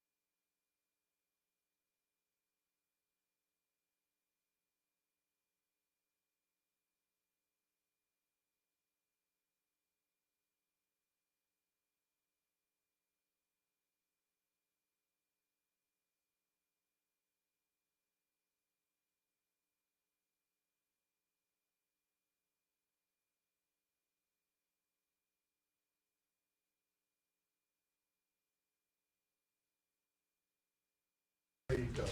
Mike, you're on. Okay, so, Okay, the treasurers asked me to present their information today because Dawn and Pawnee are both at their treasurers convention in Southern Indiana. I've talked with Dawn earlier this year. She is proposing, which she's given you guys all of the information, a part-time deputy, tax deputy. I don't know if you remember several years ago, they used to have a couple of part-time people in that office, but at that time, most of them didn't work year-round, they just worked during the tax times, but because of the increase in tax bills, going to the post office, just doing some other things, they're looking to staff one part-time position. So that is her request this year. for the part-time position. Correct. And then you're prepared if we have any questions for the proposed. What was the job title for that part-time? Part-time tax deputy. And I have submitted the job description over to First Person, so they have that. We just don't have the results back yet from First Person. Megan's on vacation this week, so. I have a question about that. Why would you submit that? Because it costs us $750, doesn't it? Because it ought to be the same as It's the same the as tax deputies. the tax deputy, yeah. That's what I Yeah. wonder Really, no about. reason. I submitted them all. When I asked should I submit all, and at the time I was told, yes, go ahead and submit them all. So I submitted all 4 of them at the exact same time. So it would be the same as the full-time that's already on there. Doing a lot of the stuff, yes. Okay. Isn't it $750 each? I don't remember the exact amount. I guess. Okay. So, Do we have any questions concerning the? Move the approval of the 2 and 3 2 and 3 headers. We have a motion to approve. We have a second, Mr. Cox. Any discussion? All those in favor signify by saying aye. Aye. Opposed? Passes 7-0. Good job, Aaron. thanks. And are we using this new paper you gave us, or the one that's in here? New one.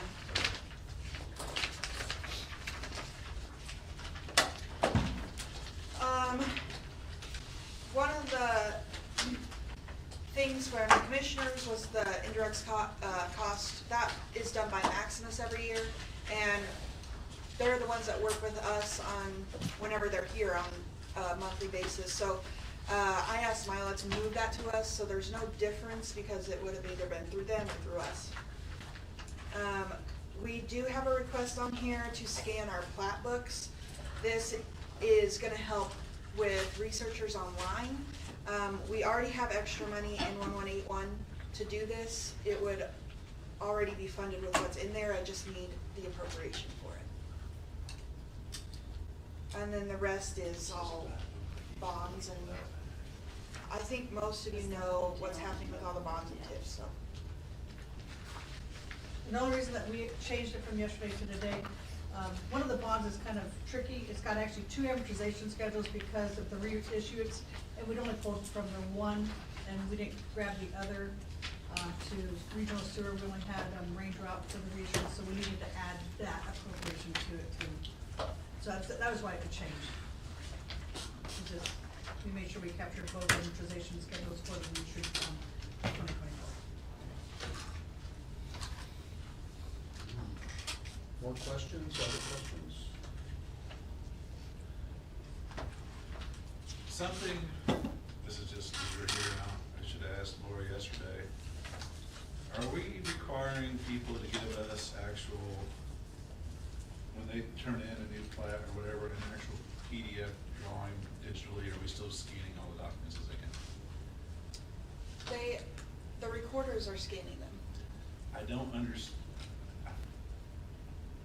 Every drawing that comes in here that's coming out printed, there's no reason for us to be scanning them. It can just come in as a PDF and be put into the system. And the good thing when it's that way is you can Yes, zoom way it in on would it and be see way everything. easier if they did, for our mapping department anyway. I asked that question last year, maybe after you asked it, but I don't recall. That's just the way we've always done it, I suppose. And they should give you the CAD file too, so you can just lay it into GIS. It would save some. Yeah, yep. I didn't even know that was something we could request. Oh, yeah. Because all of the documents, like if I was gonna do something and get it reported, I would draw it in CAD, put it to a PDF, and then turn it in. Does that run through the engineer also? Because I think they're in the loop They- too. But they would love to have it as a CAD or a PDF file too, yeah. Yeah, our department would love it. Nobody's drawing anything by hand anymore, it's all, and if you get the actual CAD file, it's got elevations and everything, I mean, it's very, very useful data.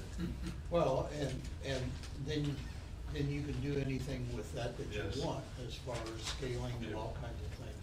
That would be more accurate than the scanning. So I don't know how to, I'll talk to Laura about it again, but it'd be, just say, you have to give us a actual PDF of the drawing. I mean, the CAD stuff's probably a little bit hard, Does everyone have the ability to do that? but, yeah, I mean, if you have Microsoft Office, you can print to a PDF. So it wouldn't be crazy to ask them to. We used to get resistance, like to have a modern legal, well, still do get resistance. The modern legals, they're like, it's a problem, but there's no law that says they have to give us a modern legal. So, it's tough.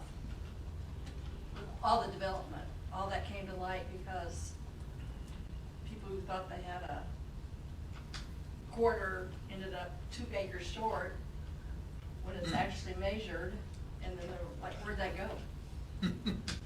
Their neighbor has it now. Yeah.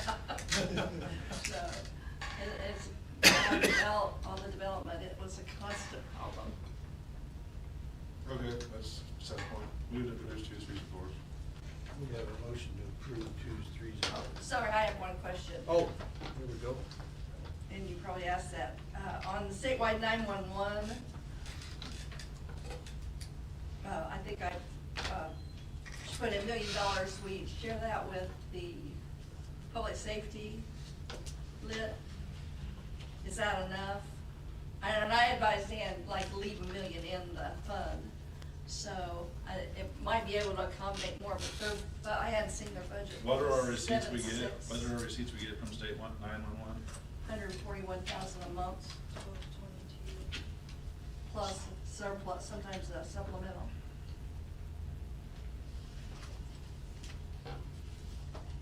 And how much is in that fund?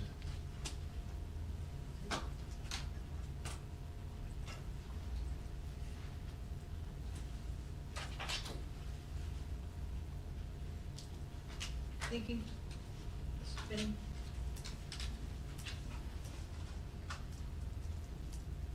It's fund 1222 and then account 3091. Okay, so currently cash in the fund is $2,395,511 currently in Okay. cash today. And there, So there'll be another 800,000 coming in, or not that much. That's probably good. That might be one of the things she may wanna adjust when she gets down to it, that you gave her permission to do. Yeah. May help to talk to Renee tomorrow. Yeah. So that'll be 6 million out of, 6+ million out of the PSAP. and so far what's been budgeted for to this year, 2025, expenditure's been 666,666. Remaining is 33,333, and we budgeted $1 million. Okay. Well, will that run over then? if it's- No, so that fund can build up a little bit. We spend it way down. We need to make sure that we spend as much out of that every year as we can, because that's very specific, that we think, where our public safety could be anything in that. Yeah. It just doesn't make sense to let that fund get a big balance in it. So we're okay then? Not yet. All right. Okay, we have a motion to approve 2s, 3s. We have a second from Mr. Cox. Further discussion? Hearing none. All those in favor signify by saying aye. Aye. Opposed? Nay. Passes 7-0.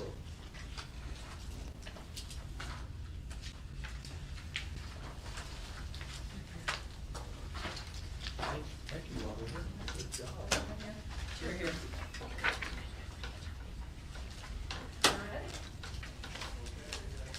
Okay, good. They got a couple more people coming.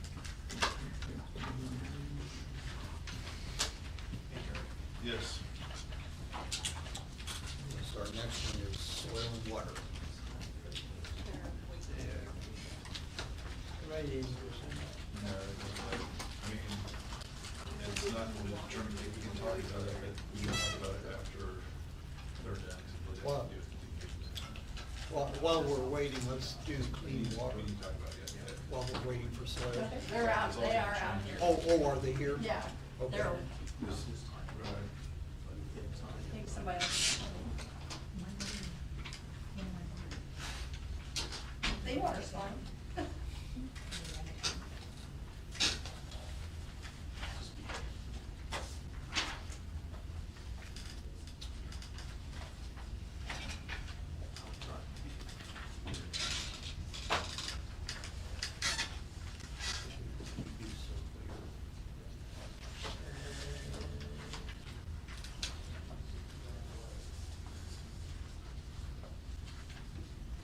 Yes.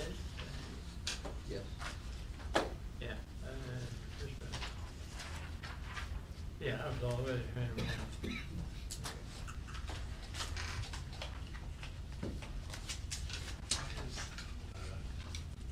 That person more than anybody else.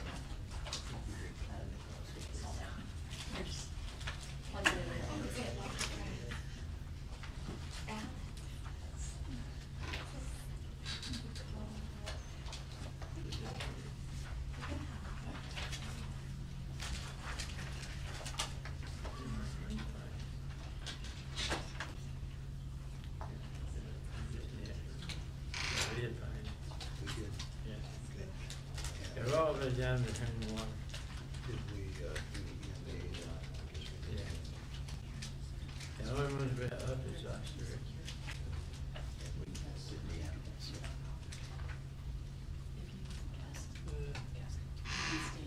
Logged in every hour.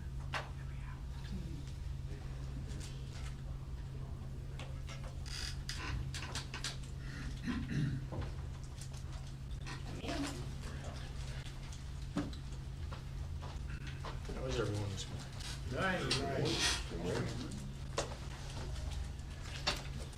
Our office manager is on her way, but glad to have an early start. So don't want to take any more of your time. So I'm Mike Starkey with the Hendricks County Soil and Water Conservation District. I'm a supervisor, long-term supervisor for 20 years. I just found that out yesterday. He's been there for 21 years. I beat you by a year, yeah. But he's actually going off the board at the end of, well, the end of the month, because he was asked to sit on the state soil and water conservation board, so we're looking for a replacement. Anybody want to volunteer? Because this is a high-paying job, with zero pay, but we have conservation as a huge passion for what we do, and so therefore, that's what reason we're here, so I'm Yeah, just. just maybe Yeah. a 2 or 3 minute background of why we're here today. I guess the Soil and Water Conservation District is kind of a unique entity in it is a quasi-state government entity, but it receives a lot, and you guys have been very generous over the last several years in supporting employees and other budget items through the county council. We greatly appreciate that. Thank you for your support of Porter Farm and the training, the veteran training that goes on there, as well as supporting the employees that provide services and actually help bring federal cost share dollars into the county. I asked Terry to bring that. Terry's not here yet, but what that quantity is on an annual basis, we prepare that every year for our annual meeting. And if we haven't given it to you, we can provide that to you. But this is kind of the thought that has, or the things that have happened over the past few years. Well, this year, actually, very specifically. NRCS, of course, the federal piece, we have the Soil Conservation, the Natural Resources Conservation Service actually pays for the office there, and they're the reason that we're located where we are out there on Meadow Drive. Then there's also a state level, an ISDA employee there, Matt Williams.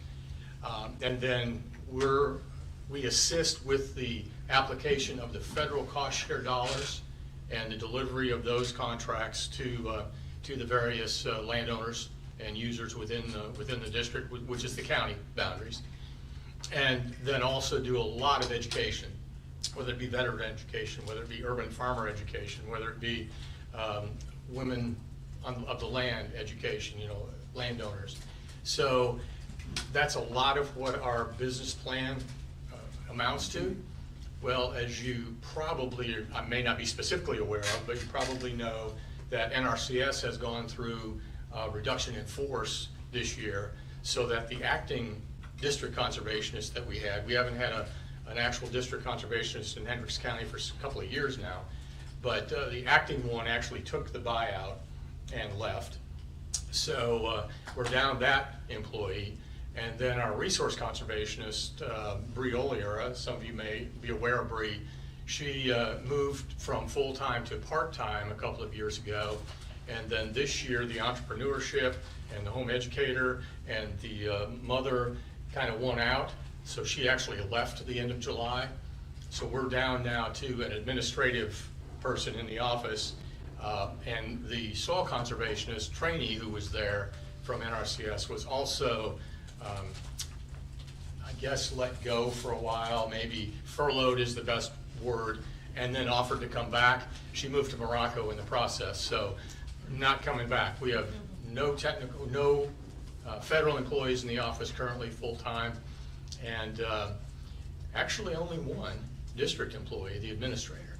So we're here to thank you for the support that we've gotten in the past, and ask that we are able to rehire the part-time position that Bree was in, move that to a full-time position during this next year, and then rehire a part-time educator, urban soil health resource conservationist as well. That's the reason we thought we better come and talk to you about what our budget looks like and why, our budget request. So you're asking us to replace the void that you have that the feds and the state have created? Not replace, but I guess muscle up on the district's capabilities to deliver the things that we can and do well as we had a cooperative agreement with the feds in the previous years, where Bree actually was doing some of the contract documentation work for the feds. And Bree was the one who was full-time, but then Went to part-time. Went part-time, which I'm assuming was trying to retain her. Yes. Right. And so then we approved the change from Full-time to part-time. Through the commissioners, I went to the commissioners meeting a couple of weeks ago and asked that was okay with the commissioners, and with their support, that they understood to replace Bree with her position with another part-time employee, which we will post and go through that process of replacing Bree for the part-time till the end of the year. But then in January, we would like to change, go back to the position of a full-time resource conservationist like Bree previously was a couple years ago. And in addition to that, hire a part-time urban soil health specialist, because Hendricks County has changed quite a bit over the few years to more on the urban side of things. And we're getting phone calls and requests from citizens, and the support and the education we're giving out there at Porter Farms, they're asking for more, and we just can't give it to them. And with that being said, Hamilton County, for example, I consider them a donut county like us. They have 7 full-time employees in their soil and water conservation district. And we, as a board, decided, we need to catch up where we've been missing over all these years, because the growth in this county has changed so much. I'm a full-time farmer. The demands on my side has decreased quite a bit compared to the urban side of things. So, and so with that being said, it's the county's changing, And with more citizens doing the backyard growing, the state has these, you know, the program with the Grow Indiana programs. In addition, we also have a lot of all these people that the towns are having these farmers markets, you know, going on. So, but that's changed quite a bit in our county, especially the eastern part, as you all know. So, anyway, that's why we're here to see if we can. And I would introduce Terry Lancy, This is Office Terry. Administrator Right. for the SWCD. So you want to retain the part-time position that Bree occupied. You want to replace that, or you want to replace it, you want to keep that part-time position For the rest of 25. for the rest of We're trying to hire it 25. back right now. But then in 25, you want that position to become full-time. In 26. 26. Excuse me, in 26, you want that position to become full-time, plus in 26, you want another full-time position. Another part-time. Part-time. It's just a part-time position. For urban soil health only. A part-time position for urban. Whoa, so you want you'll want another part-time position besides the one that Bree had? One part-time and one full-time for 26. Okay. One part-time goes away. But you already have the full. We already have the part-time. We have an office administrator. We but don't you want don't- but to you- do anything with Terry. Essentially, all we want to add is a full-time position, because we do have a Essentially. part-time. Mhm. Essentially, it would just be. Okay, so you're wanting to keep the part-time, which Mhm. is fine, and so you're asking us to add a full-time. Ultimately, yes, and sorry Like for we the. used to have that 2 years urgent ago. discussion. Do you have a job description for that? Yes. And what range, what pay, pays? So Bree what is that? Breeze was, Well, what, yes. so the part-time moving to the full-time. The current, Wait a minute, I thought you wanted to, you wanted, okay. Sorry for the confusion. so they Yeah, want to yeah. take Breeze and revert it back to full-time. Move That's what they it wanna back do. to full-time. Right, for 26. So there's already a job description that they've already had on file for that one, and that one is currently, pull that up. Sorry, it's 28. And then they submitted a new job description for the new part-time person, the new urban, and that has been sent off. Okay, so, you're, okay. So the full-time position is gonna be the conservative, Resource conservationist would be the full-time one, yes. and then the part-timers are gonna be the resource. An urban soil health specialist. But that's already in your budget, really. There's that one position is empty, right? The full-time one. Well, she was part-time. That's part of the confusion. She had reduced to part-time. Well, that's the resource one. The- Yes. The Yes. service one is vacant now, right? They're both vacant. Yeah. So it's in your budget anyway. You just, We don't have the urban in the budget right now for next year. No, he's talking about No. the Breeze position. I Breeze thought it was- position, Breeze Breeze position is in the there. budget. Yes. yeah, so you just fill that, so we don't really have to approve that, that's already Correct. in your budget. That's in our 25 budget, yes. And then your part-timer is already in your budget, No. No. so that's the one you have now. Bree used to be full-time. She moved to part-time. That's in our budget right now, that part-time. For 25. For 25. Right. For 26, we would have one part-time, one full-time, so we would still need a budget for a full-time employee Yeah. For 26. for 20 January. 26. And what pay grade? But that would be under the title of what Breeze was, which right now, She like I was a said, that 28. was It's a a 28. 28. That was a 28. So the new full-time position for, Well, it's not a new, it would be a full-time position at 28. At And then the new 28. one would be the part-time. And we don't have a grade for that one yet. okay. That's the urban spot. Mhm. Comments? Wouldn't that be the same grade as she's making now? The district one that moved for, that's going from part-time back to full-time would be a 28, because there's no change in that job description. But then they created a totally new job description for the part-time position that they're wanting to create for 2026. So that's a new description that we just received, and that's the one that's been sent on. And do you have to rate So that, this- Aaron? How This does that yellow work? line here Yeah. is Okay. the new And Larry gave me position. permission to That's send a new them off, so I've sent 4 of them off. This is the yellow line, Uh-huh. what they're asking I sent them, I think, 2 weeks ago. for. 50 grand, that part-time, that seems a lot. That's full-time. That was Yeah, full-time. that's another The question. 50,000 Is there is. an A grade It's in the job Will be Bree's classification position. for Bree, time grade? what was Bree's Bree's position? part-time. She Time was grade, part-time, Bree, but we was there went to move 10 that years? back to full-time, And like she- she used to she be always in at 24. And you put 50,000 But there's a in the range in the budget. wages. Somebody put 50,000. That was for the new part-time, just because we just came up with a number. See, that's like the fencing. Yeah, it is. Yes, yeah, similar. They didn't They know just the told me grade to level, put a number. so- It's very confusing. They told me to put a number on Okay. that, so that was just a number we put on that. Yeah, and we can adjust that once we find out the grade level. Right, that's what I assumed. For, If it comes back and forth.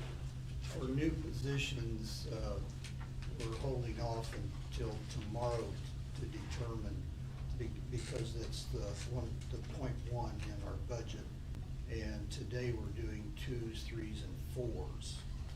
And so, we will have to make that decision tomorrow, along with the other departments and offices that have asked for more positions. We understand that. So I think we have really two determinations tomorrow. I think one is this new part-time position that needs a regrade. Yep. And the second question is taking Bree's part-time to full-time position. Correct. So that's, and it's already graded, so we just need to have that discussion tomorrow. I think we've got it straightened out. Sorry for the confusion. I wasn't sure where to jump in, so I just kind of went in the middle. Sometimes you just throw in a lifesaver and hope for the best. Mr. President, I move the approval of the 2s, 3s, and 4 items. We have a motion to approve the 2s, 3s, and 4s. Is there a second? Mr. Wyeth is seconded. Further discussion? Hearing. Larry has it. Larry Hudson. Hearing none. All those in favor of approving signify by saying yes, or I mean saying aye. Excuse me.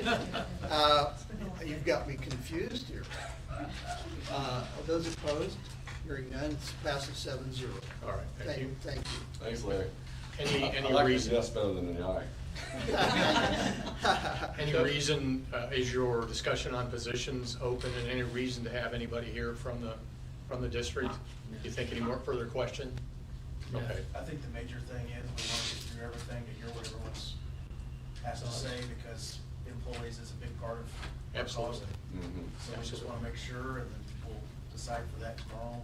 It's a big part of the programs that we try to deliver to the So if I residents. got it right, today, you just have your administrative assistant, that's the only person you have. And in the office today, yes. And then for 26, you want to have a full-time, a part-time, and. And the administrative assistant. Right? Yep. 3 people. And they can actually fill that part-time position right now. Yes, Correct. and we're in that It's process. posted. We just posted. Yeah, it is posted. Well, and that part-time, is that the one that's going to become full-time?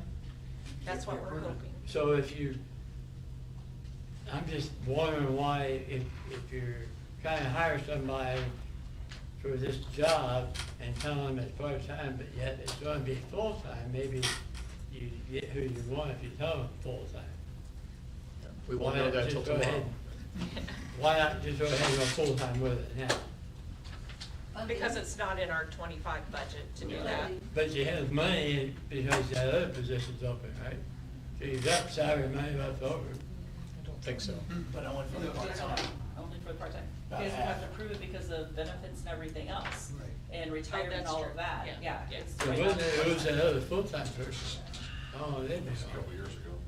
Yeah, that, that was, when it went from full to part-time? that was in She lost all her 20 benefits. She Yeah. doesn't get any. No, I mean, In the one- 24, she began as part-time. Right, I think so. Yeah. I think you're right. I mean, the in one that's January. retired, I mean, you have an open spot there, right? What's on So, second?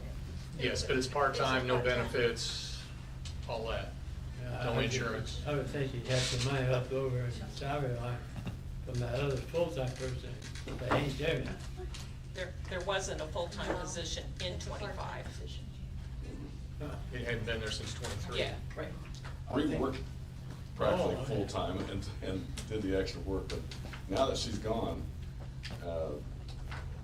you know, it's tough to find a good person like Bree was, you know, and so very concerning about, taking over as much as she did, even though she was and the reason she went part-time to start with, she wanted to stay home with her child a lot more. I agree. Yeah, other business interests, I mean. So, and that was the biggest reason. Now she really wants to be a full-time mom because her little one's a 4-year-old and wants to, you know, homeschool and everything else. So, and we support that, you know, family comes first, so. Would it be fair to say that if we do approve anything for them tomorrow, if they have a person that is going to come on part-time with the potential of being full-time, should we also consider giving an additional appropriation to finish off the year for that new person? So if you have a person. That'd be great if you had it, Dave. I say, appreciate if you can hire a full-time person you want to hire, go ahead and hire them now. We'll do the additional appropriation or whatever. If we make the decision that you can. Right. Just hire the full-time person now. And that's what I was trying to get at. Yeah, I kind of sensed that, but. I think that would be much Go now, yeah. Well, that's music to Yeah, my ears. yeah. Wait till we act tomorrow. Exactly. Yeah, we won't change the advertisement. So I think that's And we'd possible. be able to do an additional if we do make that decision. Because at the end of the day, it's still the part-time person, has to be regraded, has to be approved, and that's for next year. Okay. Perfect. Well, thank you very much. Thanks for your time. Glad we got it cleaned up. Those are it. Thank you. Having you here, this reminds me, I just finished a book called The Worst Hard Time, and it's about the Dust Bowl. Oh, boy. What you do after reading that, what you do makes me appreciate that role. That's what it's all about. Oh, yeah. Yeah. And the reason we do that is we want to pass it over to our grandchildren, you know. Right. Improving the land, even better to pass it on to them. It's not for me, it's for them. Yeah, exactly. Thank you. Good afternoon. Okay, we are going to recess for lunch, and we will need to be back by 1 p.m. So.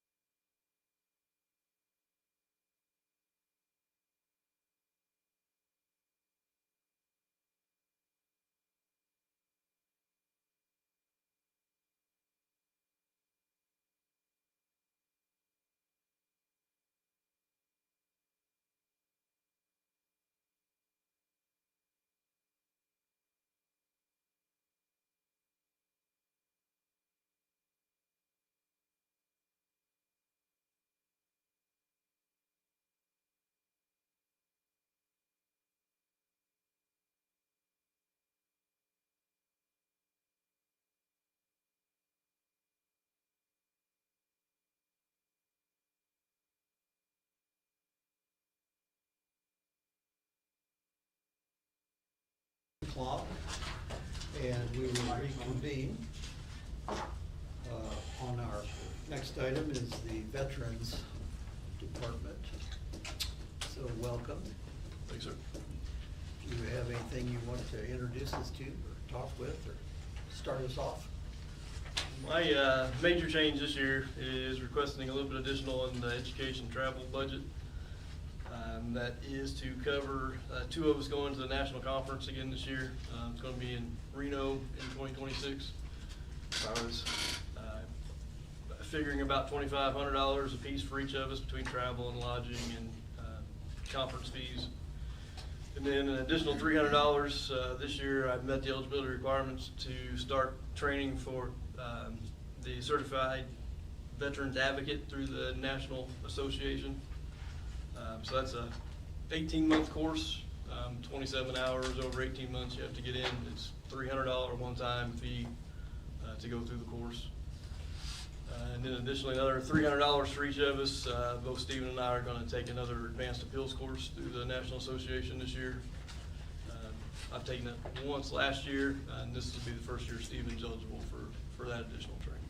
So we're each going to go through it together as well. Beyond that, the other change was the computer licensing. I went down a little bit, requested last year. I want to say it was $700. We were paying for a, they call it UpToDate. Basically, it's a medical resource database that we were trying to use to kind of help write some of the claims. I don't really think it was very effective in what we really needed it for. Well, that's so I don't see a point in renewing that. So I just left it as for VetraSpec, which is our state program that we use for claims and for benefits. They are telling me they're assuming it's going to be about $480 for the two licenses we have to pay for each year. So I left that at $500, and then requested another $529 to update our veterans benefit manual for the office. How many veterans a year or so far this year do you typically have come in and need, could use some help?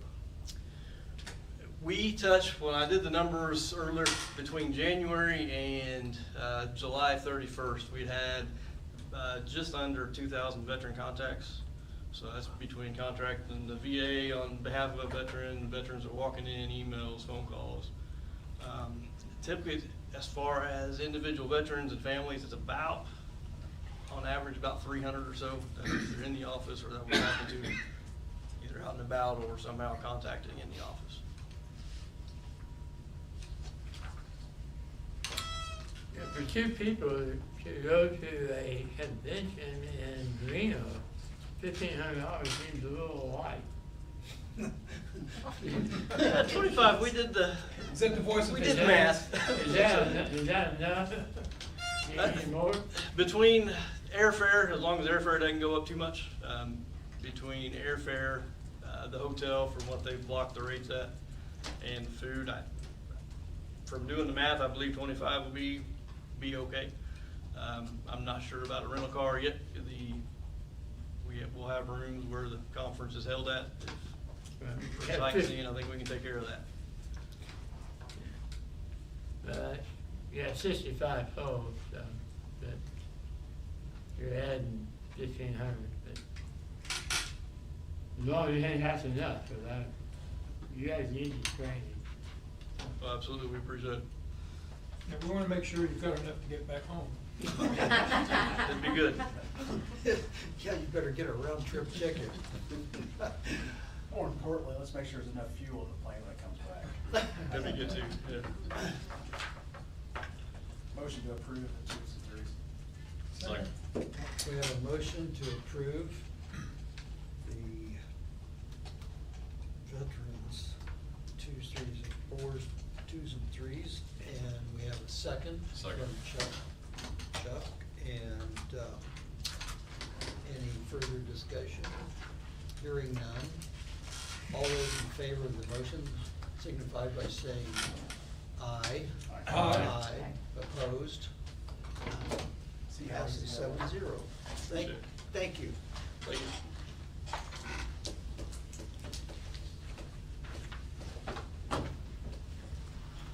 Health really not coming until 2:15?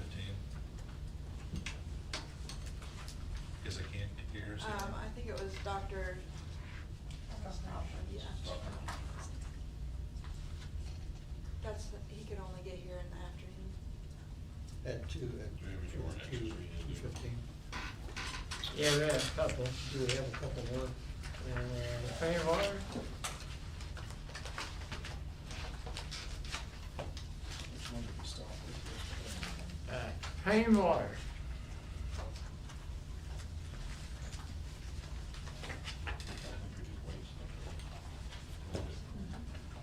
I know for clean water, they're making, commissioners have spoken to me, and said they're making a change where I think Jim's retiring at the end of this year. Right.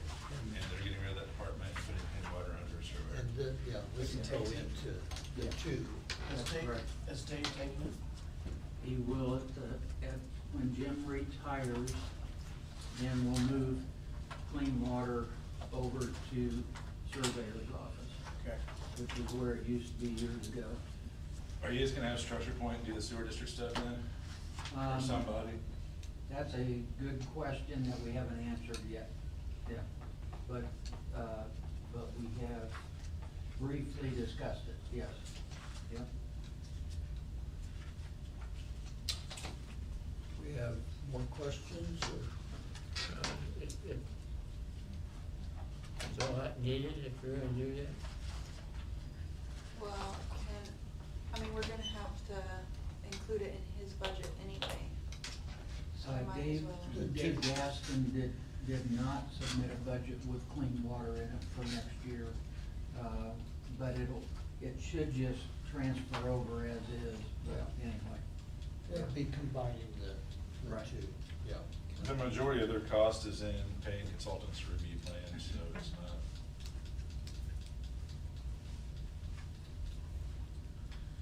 Okay. Move to approve twos, threes. Motion to approve Second. 2s and 3s. We have a second. And Ms. Marsh, further discussion? Hearing none. All those in favor of the motion signify by saying aye. Aye. Aye. Opposed? Passes 7-0. Drug-free meal.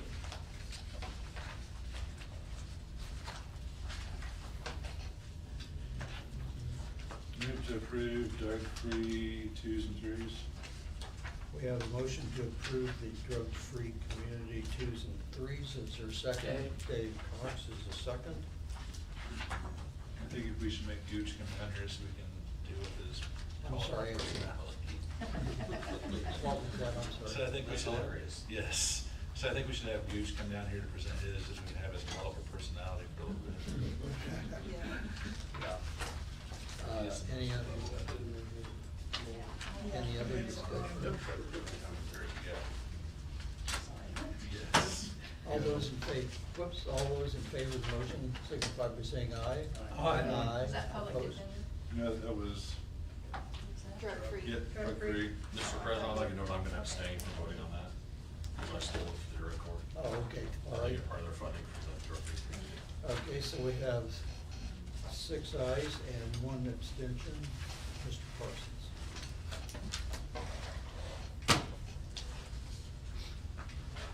Do we have another one? Public defender.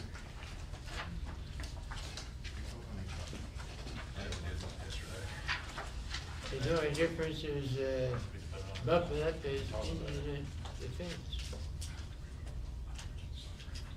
I think that was associated with the death That's, penalty. yes, that's It's concerning if they have 1,000 cases. associated. Last year was 1,500. That's crazy. But they also take us. I make motion to approve the public defender budget. Second. We have a motion and a second to approve the public defender items 2s, 3s. Further discussion? All those in favor signify by saying aye. Aye. Opposed? Passes 7-0. And I know we talked about HR yesterday, but did we ever vote on it? Yes. Okay. We did check. I couldn't remember either. Yeah. Go over council. the council want to, review the council's budget? Sure. At this Eric, you time. made the motion, Nancy seconded. Okay. We're gonna review our council.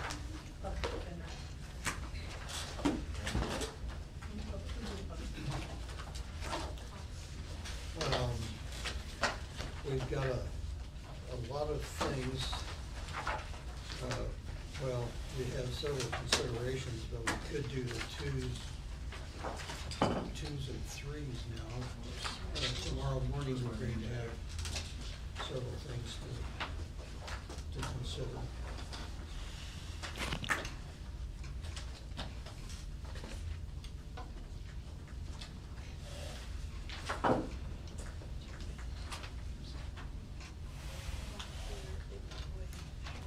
I see that the Cummins Mental Health is an increase of 37,000 plus. Do we have any idea on what that is or why that's That was increased? just the, What we're obliged to pay. yeah, that's just the Yeah. 4% or whatever. Yeah, they have a percent, but we just pay it. Okay. Move to approve the twos and threes. We have a motion to approve the twos and threes. Second. For the council, Mr. Parsons, second. Further discussion? All those in favor of the motion signify by saying aye. Aye. Opposed? Passes 7-0.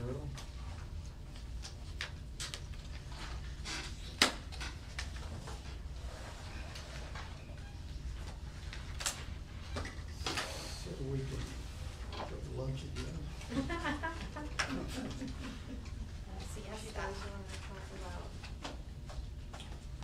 You wanna talk about the admin? Do you wanna talk about the job position? The job position?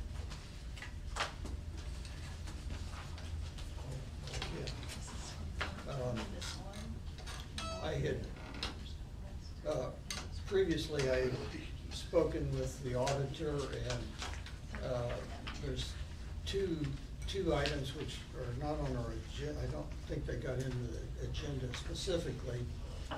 But, one of them is that I've been made aware, actually over a period of time, but more recently, aware of, we don't have a fund or a line item set up to be able to fund historical document care and storage, which I know John Parsons, who I know, has worked on that for quite some time, but there's not any actual, there's not a fund to draw to get the help on that. And so this is strictly on my part. I thought that perhaps the council should create a line item for that sort of thing from a historical document standpoint, but care and storage, not necessarily the refurbishing or like redoing books, because that is an awful lot of money.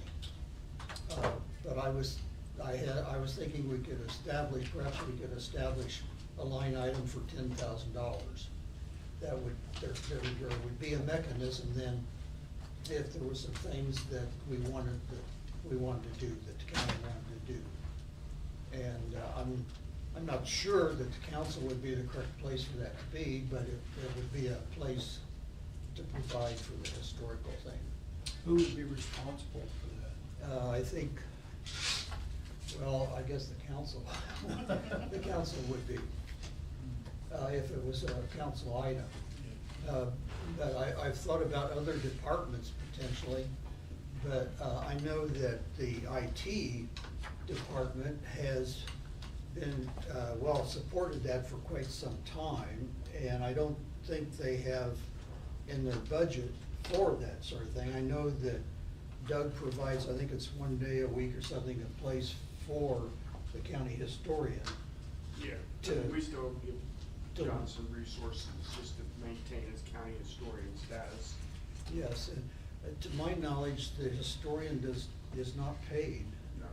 I think that's a non-paying thing. Correct. And so there's not really a fund for that. And, you know, and I'm bringing it up, obviously, right now. I may have spoken with a couple of you, I think, maybe. And so, anyway, to throw that out for discussion if you're interested or think there's a need for it. And I admit I'm a history buff, so that's probably why I was thinking about it, so. I also support keeping the records digitally or not rebinding, because that would be No, prohibitively the expensive. binding is just, it's totally out of the question. I'm not sure what John has done, what quantity or which documents, I'm sure he can tell us, but this room used to be full of books. I was gonna look in there and see if I think the door's locked. They're no longer in there. they've moved, I mean, completely full of There- books. There is a, I guess I'd call it a storage unit out at the fairgrounds. That's, I think it's these trailer truck, or it's like a truck thing that can be shipped. Shipping container. Shipping Container shipped. Yeah. And it is, according to John, is packed full of stuff. And he says that there's even more here in the county facilities. And so I'm going to be meeting with him next week or so to see what it's like in that container ship thing. I So- mean, it's better than where they were. They were stacked in crates over in our storage. Which is not good. No, they were impossible to get to. And there's not a great deal of need to get to them, but occasionally there'll be something come up. John does a little bit more than most, just because he's been doing this so long that people will request something of him and he'll do the research for it, and he'll have to grab one of those books to do that. Rarely, I think, anymore does the department, but there does exist that option. But yeah, before they were just stacked in crates over there within, rodents and everything else. They are now at least on shelving units, but that shipping container is basically that. It's a shipping container with side doors, and it's subjected to the heat, to cold, everything. So those books they're safe. It's not wet, which is probably the worst thing for them. But over the course of just being out there in the middle of the fairgrounds field, they're eventually going to deteriorate. Now, we started that project back when John retired, probably about a year or two before he retired. We started what we called the Book Eye Project, and that was a planetary scanner, and he had a couple of people part-time, and we were scanning documents left and right. Mostly, he had a list that he was operating from, of the most important to the least important. Before he was finally unable to do it, when he had some health issues, we're probably 80% of the books and the historical books were scanned, and we have some sort of raw image stored on servers here.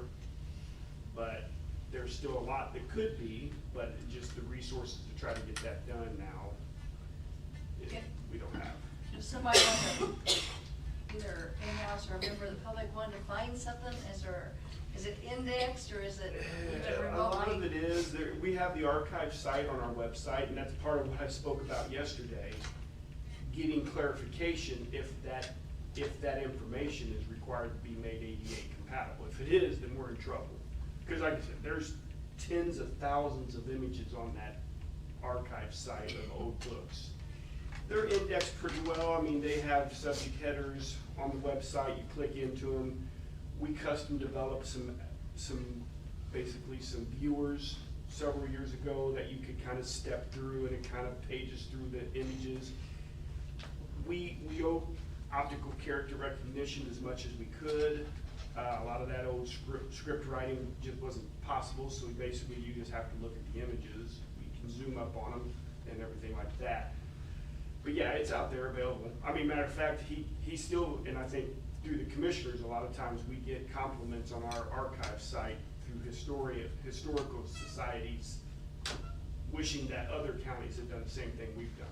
I mean, the value of that information out there is pretty incredible. Most organizations don't do that. Are there still records in the basement of the courthouse? Yeah. Used to be some in the old post office, Marion Street. Those were removed because I think they that space has been used several times. I think Drug Task Force is the last one that's got kind of ownership. That would have been a little bit nicer, but it's still hard to keep it climate controlled. There's still some in cages in this building. Some in the Plainfield Public Library, A JP few. told me. Yeah. Museum, there's a lot of documents in the museum. Well, I think we are gonna have to do something, but it sounds like that's a drop in the bucket. Right. $10,000 Well, in the bucket.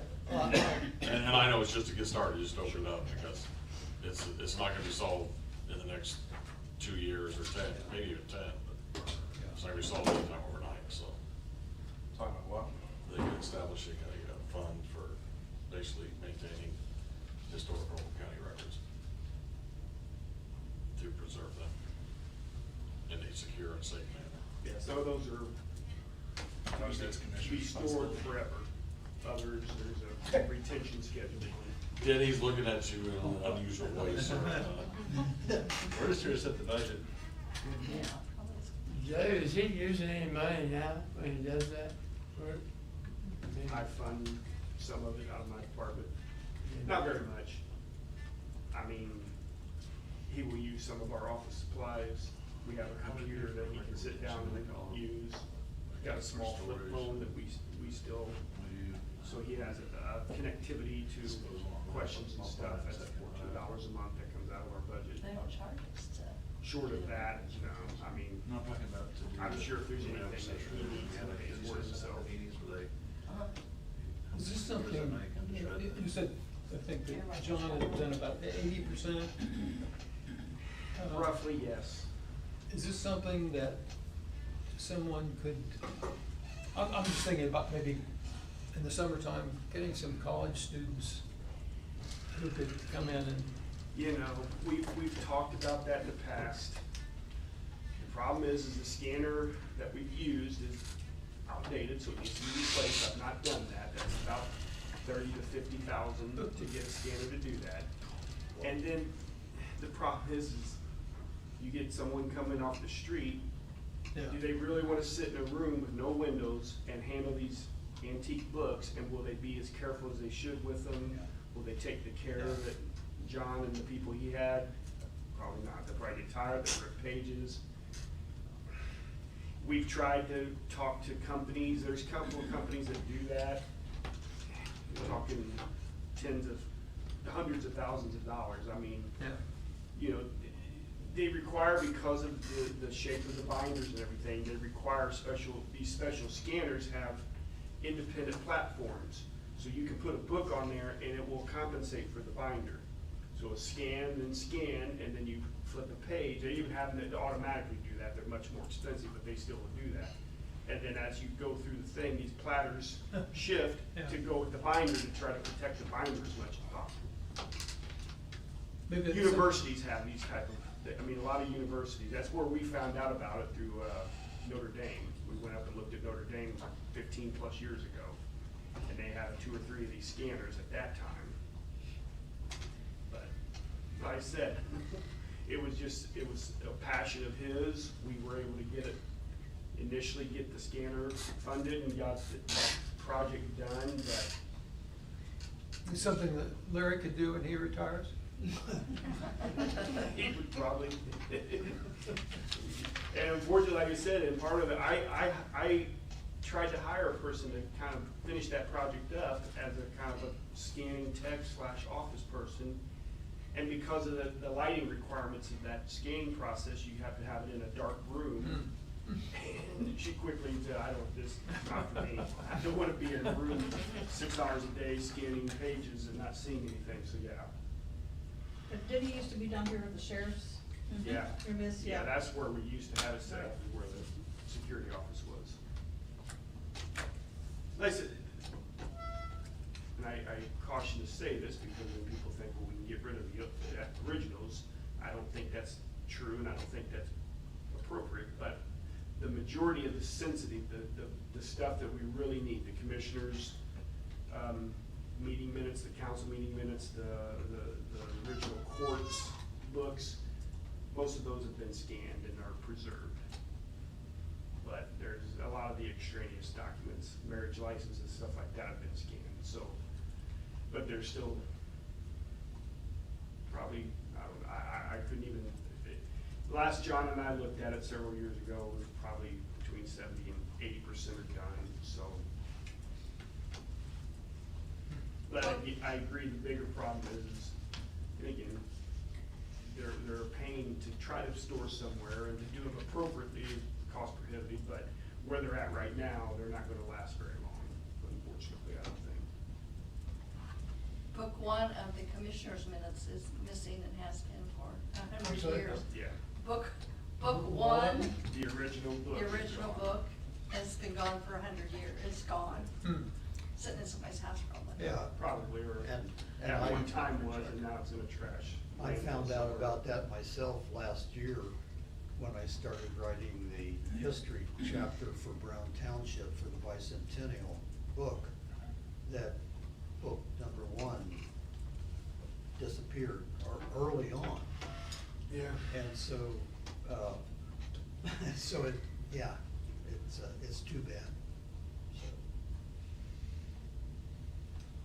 I don't know, is there any pleasure on it or whatever, I don't know. I think it's a commissioner issue. I'm sorry? I think it's a commissioner issue. The commissioners? I would disagree. It's something that needs to be done. Yeah. So it needs to be a first step of some sort. Well, We'll make it ask. take it and run with it. Or throw it away or send it back to you, but, we'll look at it. Yeah, if you're, yeah, because if the commissioners do decide to go in that direction, then you could come to the council to get an additional or whatever would be appropriate. All right. Okay. Anybody wanna bring up anything that's on your mind? I think we're still, what, 2:15 before the next appointment? Yep. Well, I can bring up one more. I emailed all of you, attachments that I had discovered this year, concerning a council administrator. If you'll recall, last year at this time, we talked about it, but then there was not a majority interest in that kind of a thing. I did find out earlier this year that Monroe County has a council administrator, and when I was able to make contact with them, I also found out that they have an assistant to the administrator, and I've forwarded to all of you the attachments that I had gotten from Monroe County as to what their job descriptions were. At our June 21st, 22nd summer meeting for the Indiana County Council Association, I also found out that Warwick County has a council administrator. And I forwarded that to you also for your information. I was kind of surprised because I believe Warwick County is maybe 50 or 60,000 population, whereas Monroe is 160,000 or 150, 160,000 on theirs.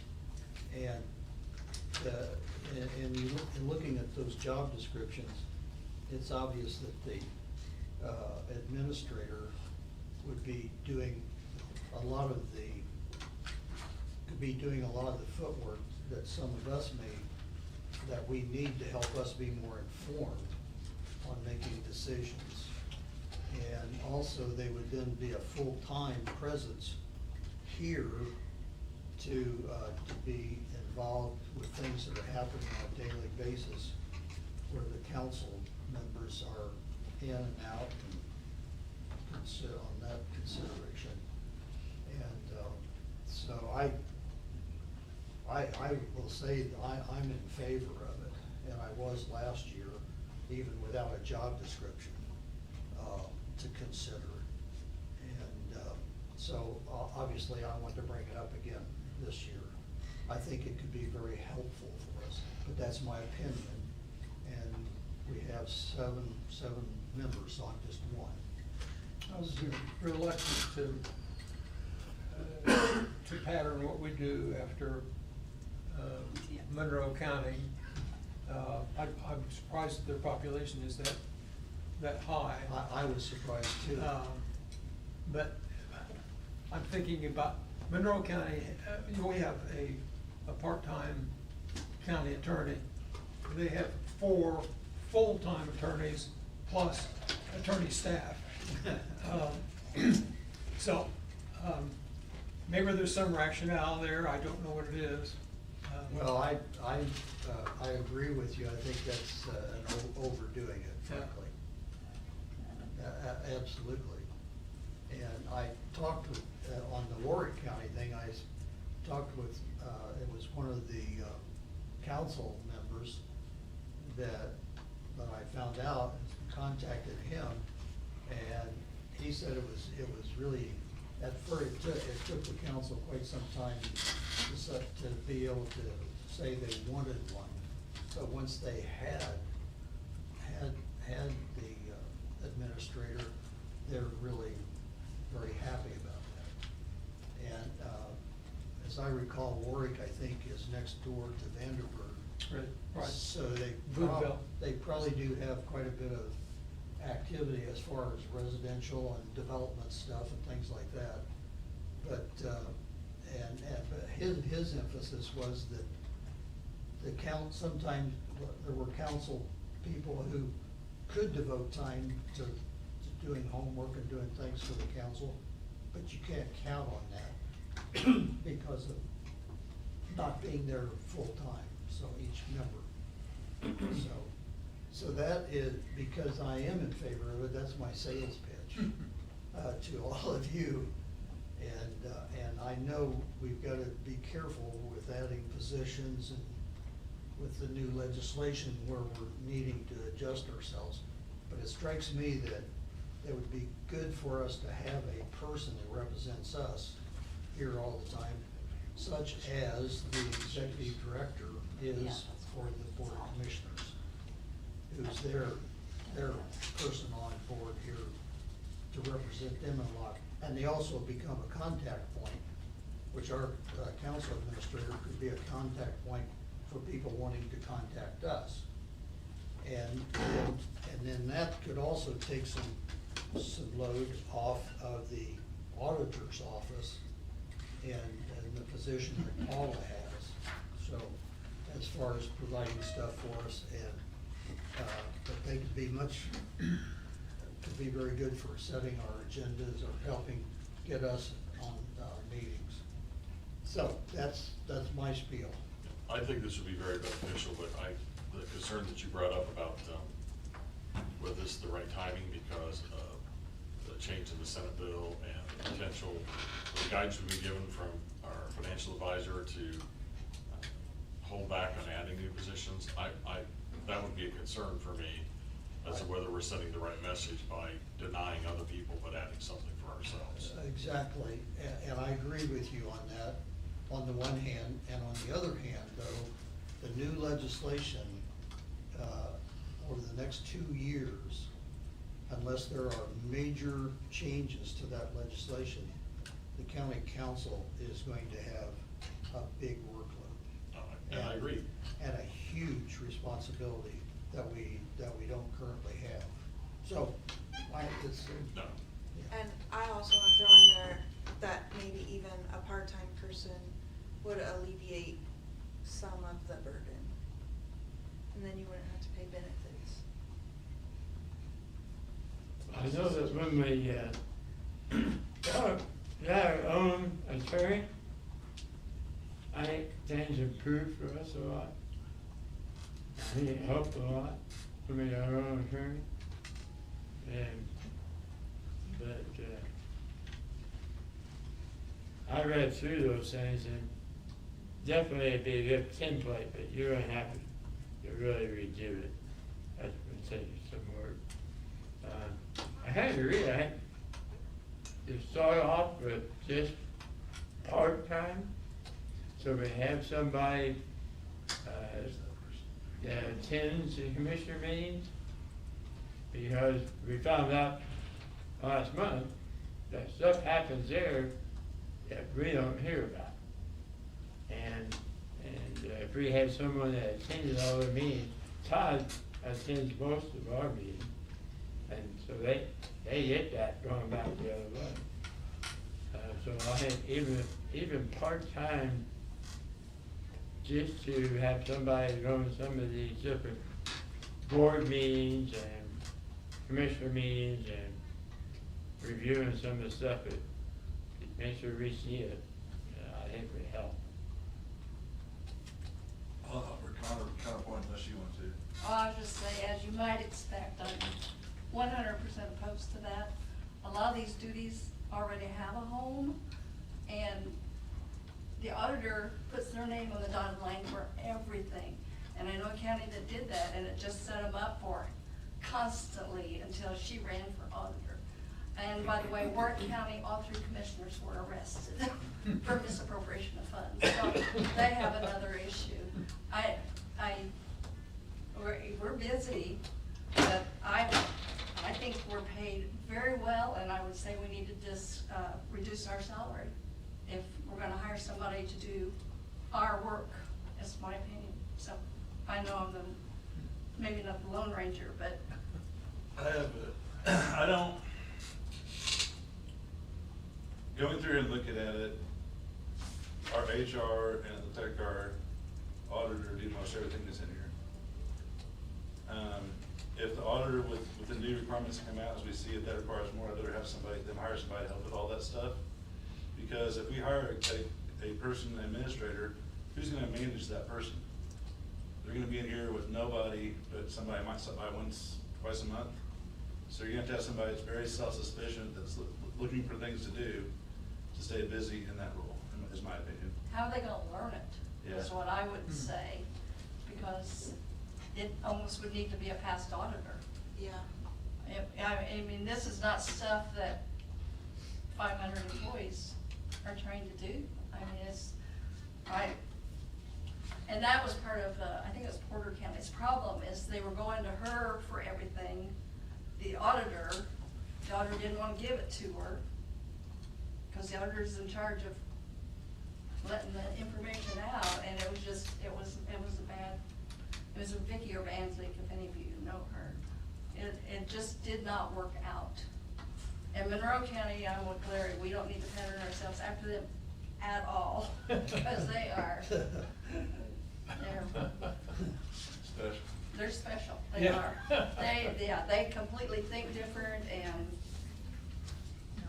but that's just my personal opinion, there are 7 votes, but I could see possibly a part-time person without benefits. There's not enough work for this person to have a full-time job. There just isn't. I'm just trying to figure out what, when I was president, I never felt like I needed any more help or information on things, so I don't know. I can't figure out what they'd actually do for even 10 hours.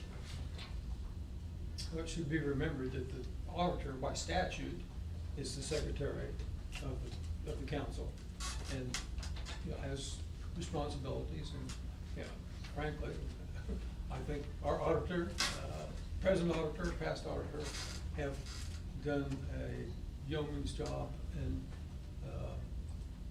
doing what they've done to help us and to perform their statutory responsibilities. And I also would mention, not that it ultimately makes a difference, but when the county administrator's position was originally created many years ago, that job was created to be, to serve both the commissioners and the council.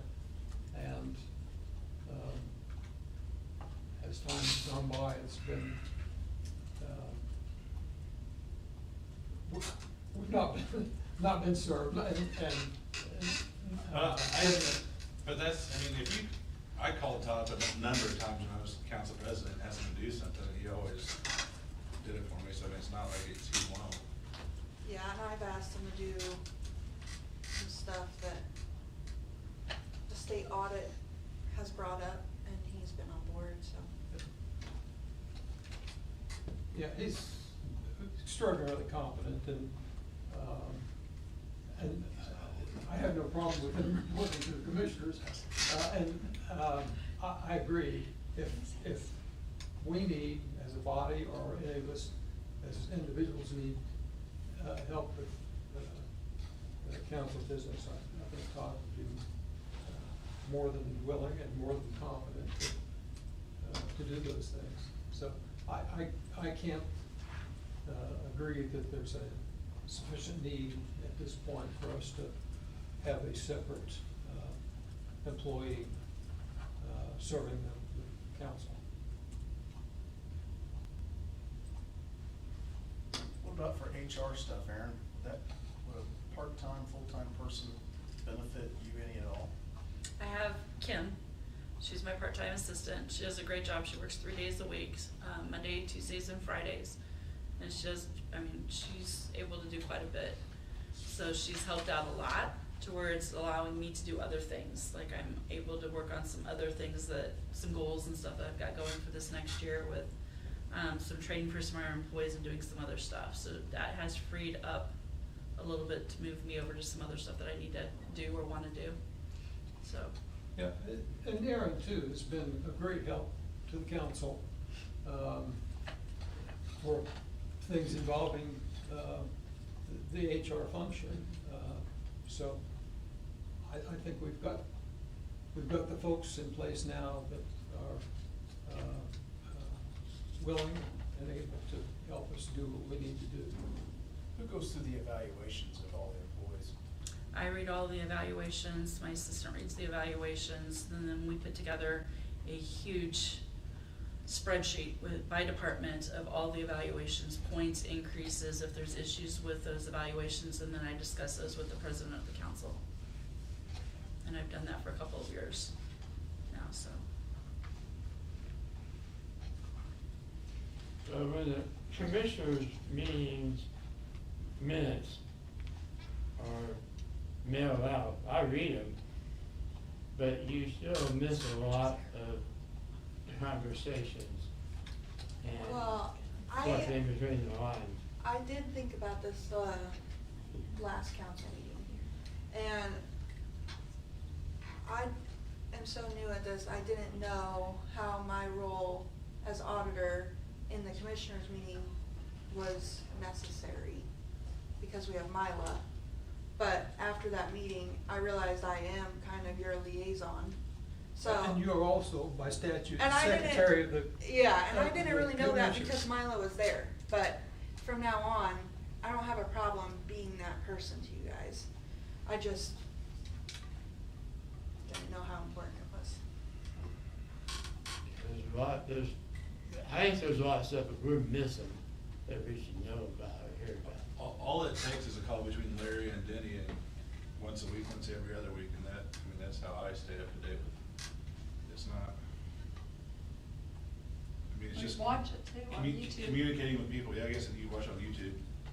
Although some conversations are hard to hear, yeah. FYI, health department's outside.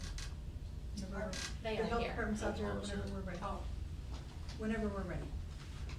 We're ready. Come on in.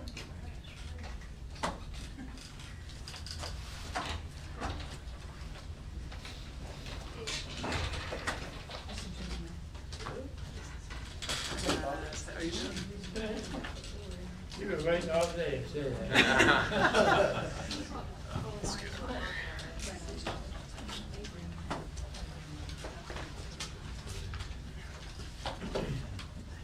Okay, Hello.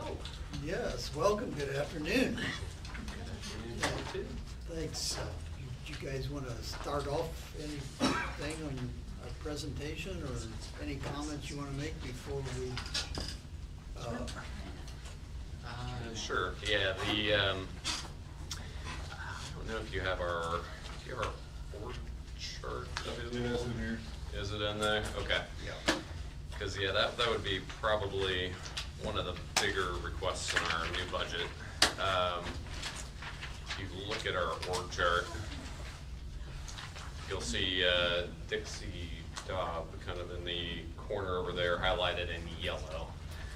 Currently, she is in HF5 funding, and she is pretty integral to the work of our health department, being a team lead for our front office and siphoning off of some of Krista's workload when we went from a nursing director and an environmental health director to just one administrator.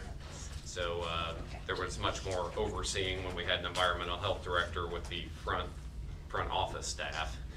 But we are finding out that Dixie is very important to run our front office, our vital records, and Krista can tell you all the things that Dixie does.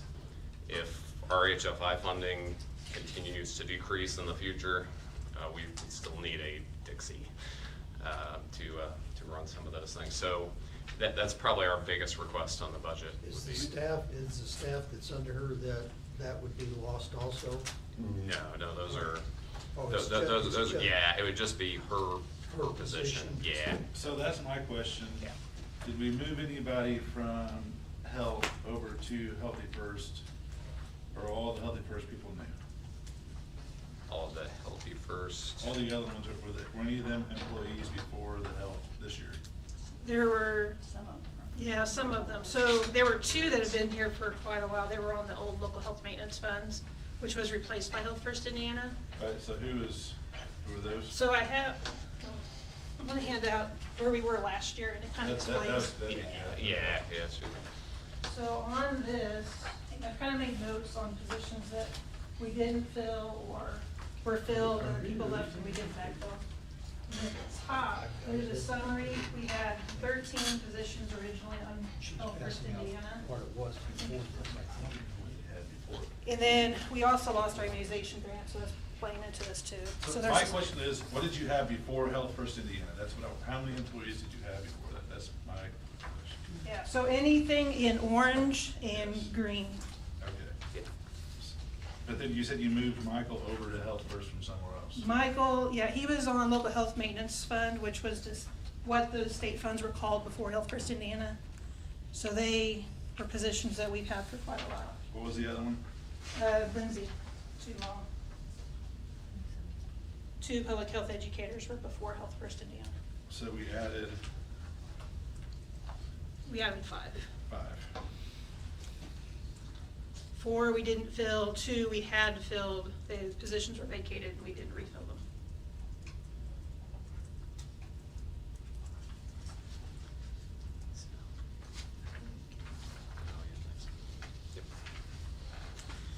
So were you at first asking for Dixie to be in the health fund rather than health first? Is that what you were asking? Yeah, at the very office beginning? manager position was new, and so we utilized those Health First Indiana dollars. Okay. Cause it was just created within the last.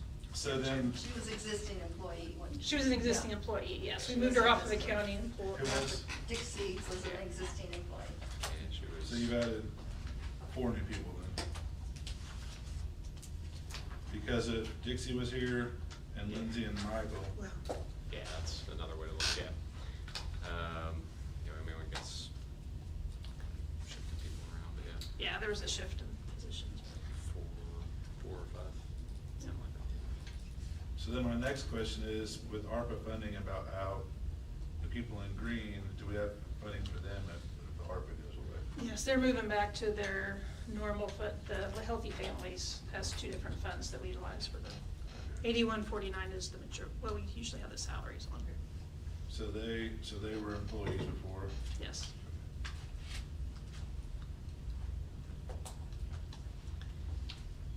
If you look, yeah, Danielle, Adrian, Olivia,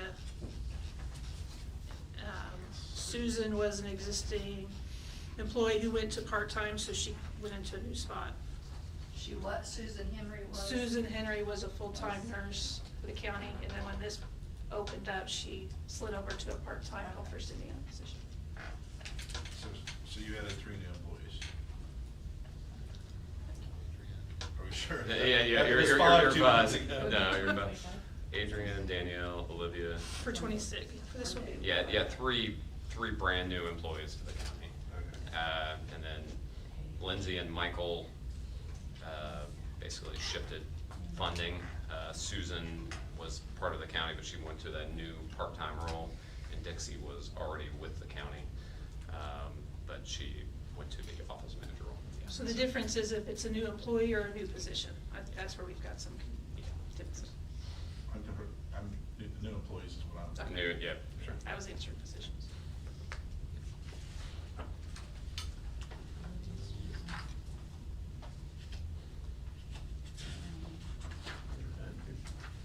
So is there, what's there still funding for under Health First? Is there employees in there, did they all have to be moved out? No, we do still have some funding there, and we have enough for that. We have one position that we have basically on carryover funds from last year to carry us through. So if we have the same vote again in 2 years for Health First Indiana, we'll have to make some additional adjustments.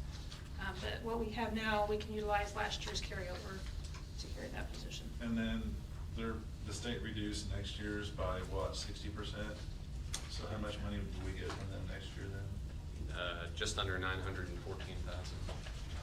So yeah, it went from, in 2025, it was 150 million for the state, which was just over 3.4 million for our county, 3,419,000 we'll run. And then 2026, it went down to 40 million for the state, and we are getting just under 914,000.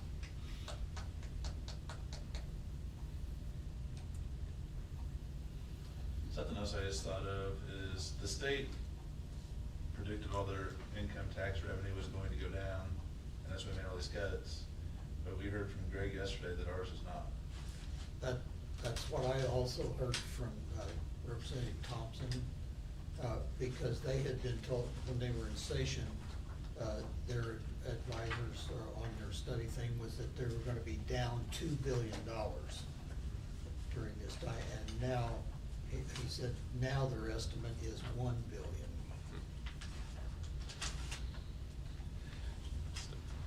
But it looks like here at a Healthy Indiana, we're just paying.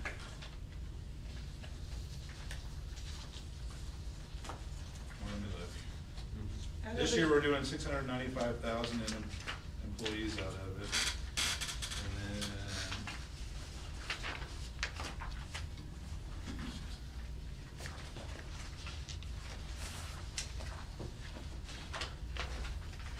So we're spending 695 plus 299, so 795,000. That's included, well, that's not, that doesn't include increases, but that's the wages they have on that.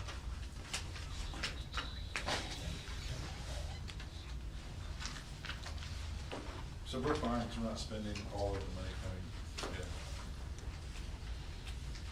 Have they said so what is their budget for, what's the budget for 27? Did they say that's gonna be the same number? It's about it's the same. 2 years. Yeah. Okay. Good question. I should have thought about that to begin with. And then, what is this My Healthy Baby grant that covered bonus ended? What is that on? Yeah, so Healthy Families positions, they were held to a lower amount than what the county would allow because of their grant not being sustainable. So we had a state grant that covered bonuses, so basically made the difference between what they were being paid and what they could be paid as a county employee. And that's run out, because that was only for so many, 3 years, I think. So we were asking to bump them up. Their grant has a lot of questions. I can't say that it's sustainable, but whether we have them in a lower amount or this amount, it's still the same story. It doesn't make up the difference. It's Healthy Families has always been piecemeal grants together and hope for the best. And what do they do? They do our home visits. They work with at-risk families and work with those from newborn to 3 years old. It's basically a child abuse prevention program, so they'll take high-risk families and try to give them the support they need to actually prevent child abuse from happening in the first place. So I'm trying to make sure that those families are set up for success with home visits. Does anybody ever go, I just wondered this, throughout the years, ever go into the office?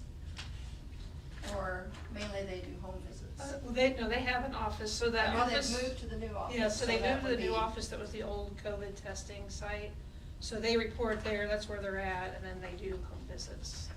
Because this office, That's outreach now. So Okay. that first row of folks, Yeah, basically. they under go- Ann Archer, they're in that Oh, okay. office now.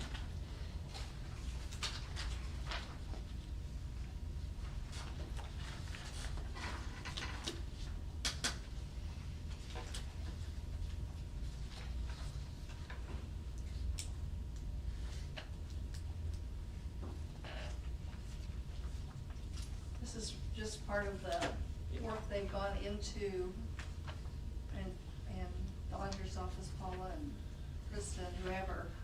You know, so these have object codes, which became extremely difficult to work with. As far, I can't even imagine what she's done to carry this through. That's fabulous. We could not have done without you, so. The state's been impressed and talked to other counties about how you guys have set that up.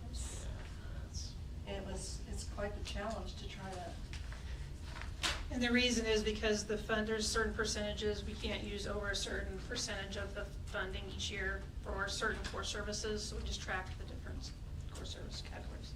And to keep They it. didn't make it easy. Yeah. No, to keep it somewhat oversimplified, that those newer employees, that is what they want Health First Indiana to be, more outreach community, you know, not just beefing up our restaurant inspections and, you know, they want us to come up with new programs for different obesity, decrease obesity rates and all those things.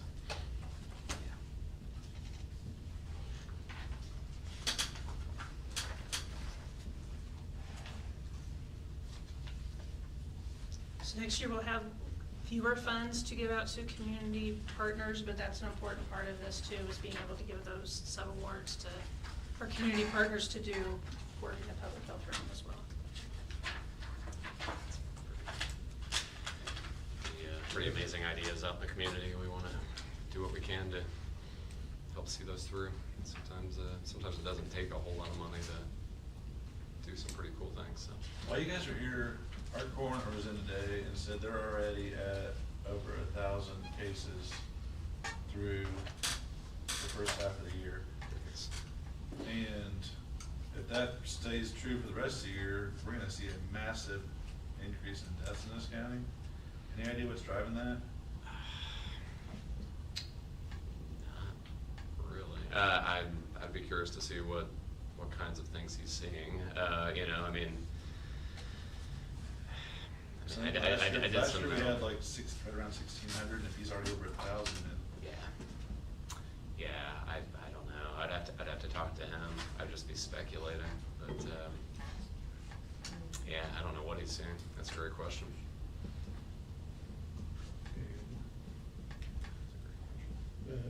I'm still totally confused on your personnel side. Yeah, you're fine. It's been an ever-changing thing. It can be confusing. On your 2s and 3s, if I'm looking at this right, your submitted budget says minus 1.6 million. That's the difference. Yeah, but it's because I don't have as much money to spend this year. Well, no, they also have to do object codes, so you're taking it out of object code, 256 and putting it into 266. So, because we have to follow the object code for the state guidelines for this grant, they have 60% that they can utilize for certain things, 40% they can utilize for certain things. So we can't use the same account line and object code each year, so we have to, so next year it's different object codes. So that's why if you'll notice, you'll see where it says 0 and a negative 4,000, but right underneath it is the other object code showing the new object code for 2026. That's what Nancy was saying. It is very encumbersome to make sure we have the correct object code for the correct account line. So it kind of does skew the difference in the balance of the differences of the budget, but it's truly just moving it from one object code to another, same account line, but different object codes for tracking, for the state requirement. But for their 2s and 3 budget, they're just asking for the 606? Yes, Yeah, the 606. 606, okay. yes. And there's also like a level 33,000 part too. I'm catching up now, yes. So the total overall for theirs would be 606, 200. Each different fund that they have has a different sub-amount. So like, example, Healthy Families, Fund 9121, their actual budget for 26 is $33,000. What would you say the biggest challenges health-wise for our county are right now? Well, just a few weeks ago, tried to get some school leaders in a room and talk about mental health in the schools. I would say that's definitely way up there. Definitely seeing a surge of anxiety and depression in our teenagers right now. Any idea what the causes are of that? It's like Social everything. media? Yeah, it's social media, and then we you know, when things were shut down and we basically isolated our preteens, it didn't help, you know, but once again, it's all speculation by Dave Stoppridge. I don't have a whole lot of studies to back me up. I could give you a big diatribe, but people might look at me different. I know. Well, I made a motion to approve the 2s and 3s, which is the 606 money. Why don't you toss in the 4 too, because there's one, So, there's one 400. I have a question about the 400, if you don't Okay. mind. This, Health First Indiana allowed us to keep up to 10% in that line item for health capital expenditures. And we did that for last year and this year. But with the decrease, I don't know that we can keep putting that 10% in there, so I wanted to kind of get a feel on how big a deal that was. I've got a question. The large, I saw a big scanner there to scan plans. Is that for old existing plans or for new plans? That is mainly for new plans. Then you guys don't need that, just have the engineer give it to you in a PDF. There's no Okay. reason to be scanning anything anymore. I mean, they've been trying to update old ones too, but Okay, the but if you're majority. updating old ones, yeah, I can see that, yes, but for But new ones, majority, okay. just have them send it to you in PDF. Yeah. We Makes keep sense. putting that aside anyway. That's been on there for the last few years, and we keep not doing it, but one of these days I'll need to just take it off. Yeah, my bad, 2, 3s, and 4s. I'll second. Okay, we have a motion to approve the threes and Not the- fours, and we have a second. 100 gigabyte. Any more digital photo. discussion? You can zoom in forever, this whole file, that's what you're doing. Okay, all those in favor signify by saying aye. Aye. Opposed? Passes 7-0. Thank you very much. Now, the other side, honey, the employee side, then we're gonna discuss tomorrow. Sure, yeah, we'll, Are you asking for new employees? no, we're. And how many are you losing some employees? We have lost some employees. We are asking for one employee to be moved off of First Indiana onto the county fund, 1159. So I don't know if that's viewed as new or not. It's an existing employee that we've had. Is that something we have to approve? Is there a job description? Yeah, it's all, it's in the. It's in there. It's what It's, she's doing. It's already. She's too paid for it. She's here, okay. Yeah. She's too paid for it. This is the Dixie. Right. This is for Dixie, yeah, I mean, for best long-term, it's just, you know, the other positions of, you know, school liaison and such, you know, we have a little more flexibility with when we're talking our office manager, team lead, to the kind of the crux of kind of helping us run the health department. At some point, we're hoping this year, it'd be nice to get her on the county funds. So do you need a new job description? It's No, the same yeah, position, they're yeah. just moving it between funds. Yes, Okay, yeah, it's the same, yeah, it's the same. So is that something you guys can do, or we have to It's- do? We gotta take care of it. Yeah. Yeah. We'll work with them, we'll take care of it. Okay. They're gonna have to.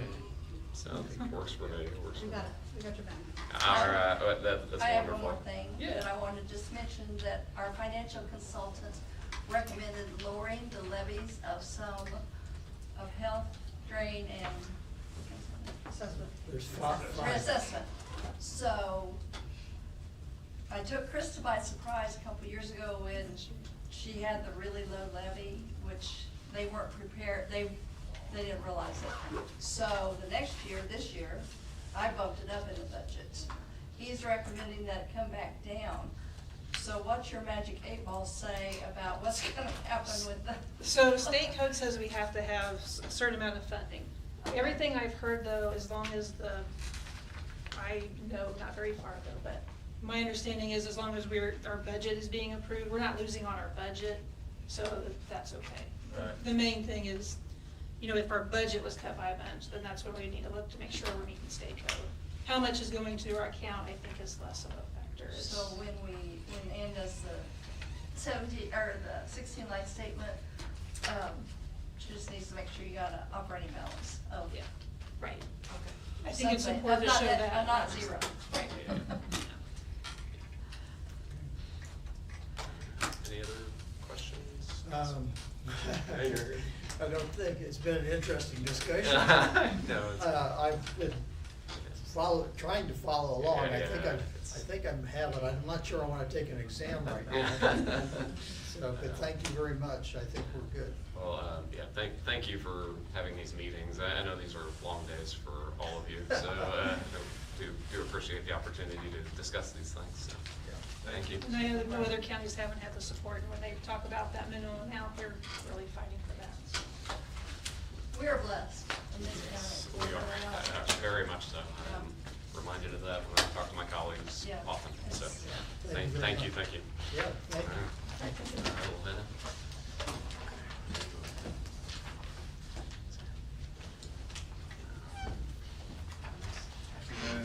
We're not done. Did we vote on it? I don't think we voted. Yeah. Aye. Did we? Did we? Yeah. We did. You've got more ADD than I do. I'm not sure that's possible, Aaron. I appreciate your thought, but I'm not sure that's possible. Yeah, yes, you voted aye. That is our last item for today on the agenda. I would say that we will recess until tomorrow morning at 9 a.m. Since we've done all of our items, she's not scheduled till 10, I don't know if you Oh. wanna. No, we've got all kinds of items to do. We still have to do elected officials compensation, COLA, paper performance. Yeah. Minimum matrices. Okay. Yeah. I'd rather do that before they come in. Okay. Yeah. That way we can get out of here. So what time?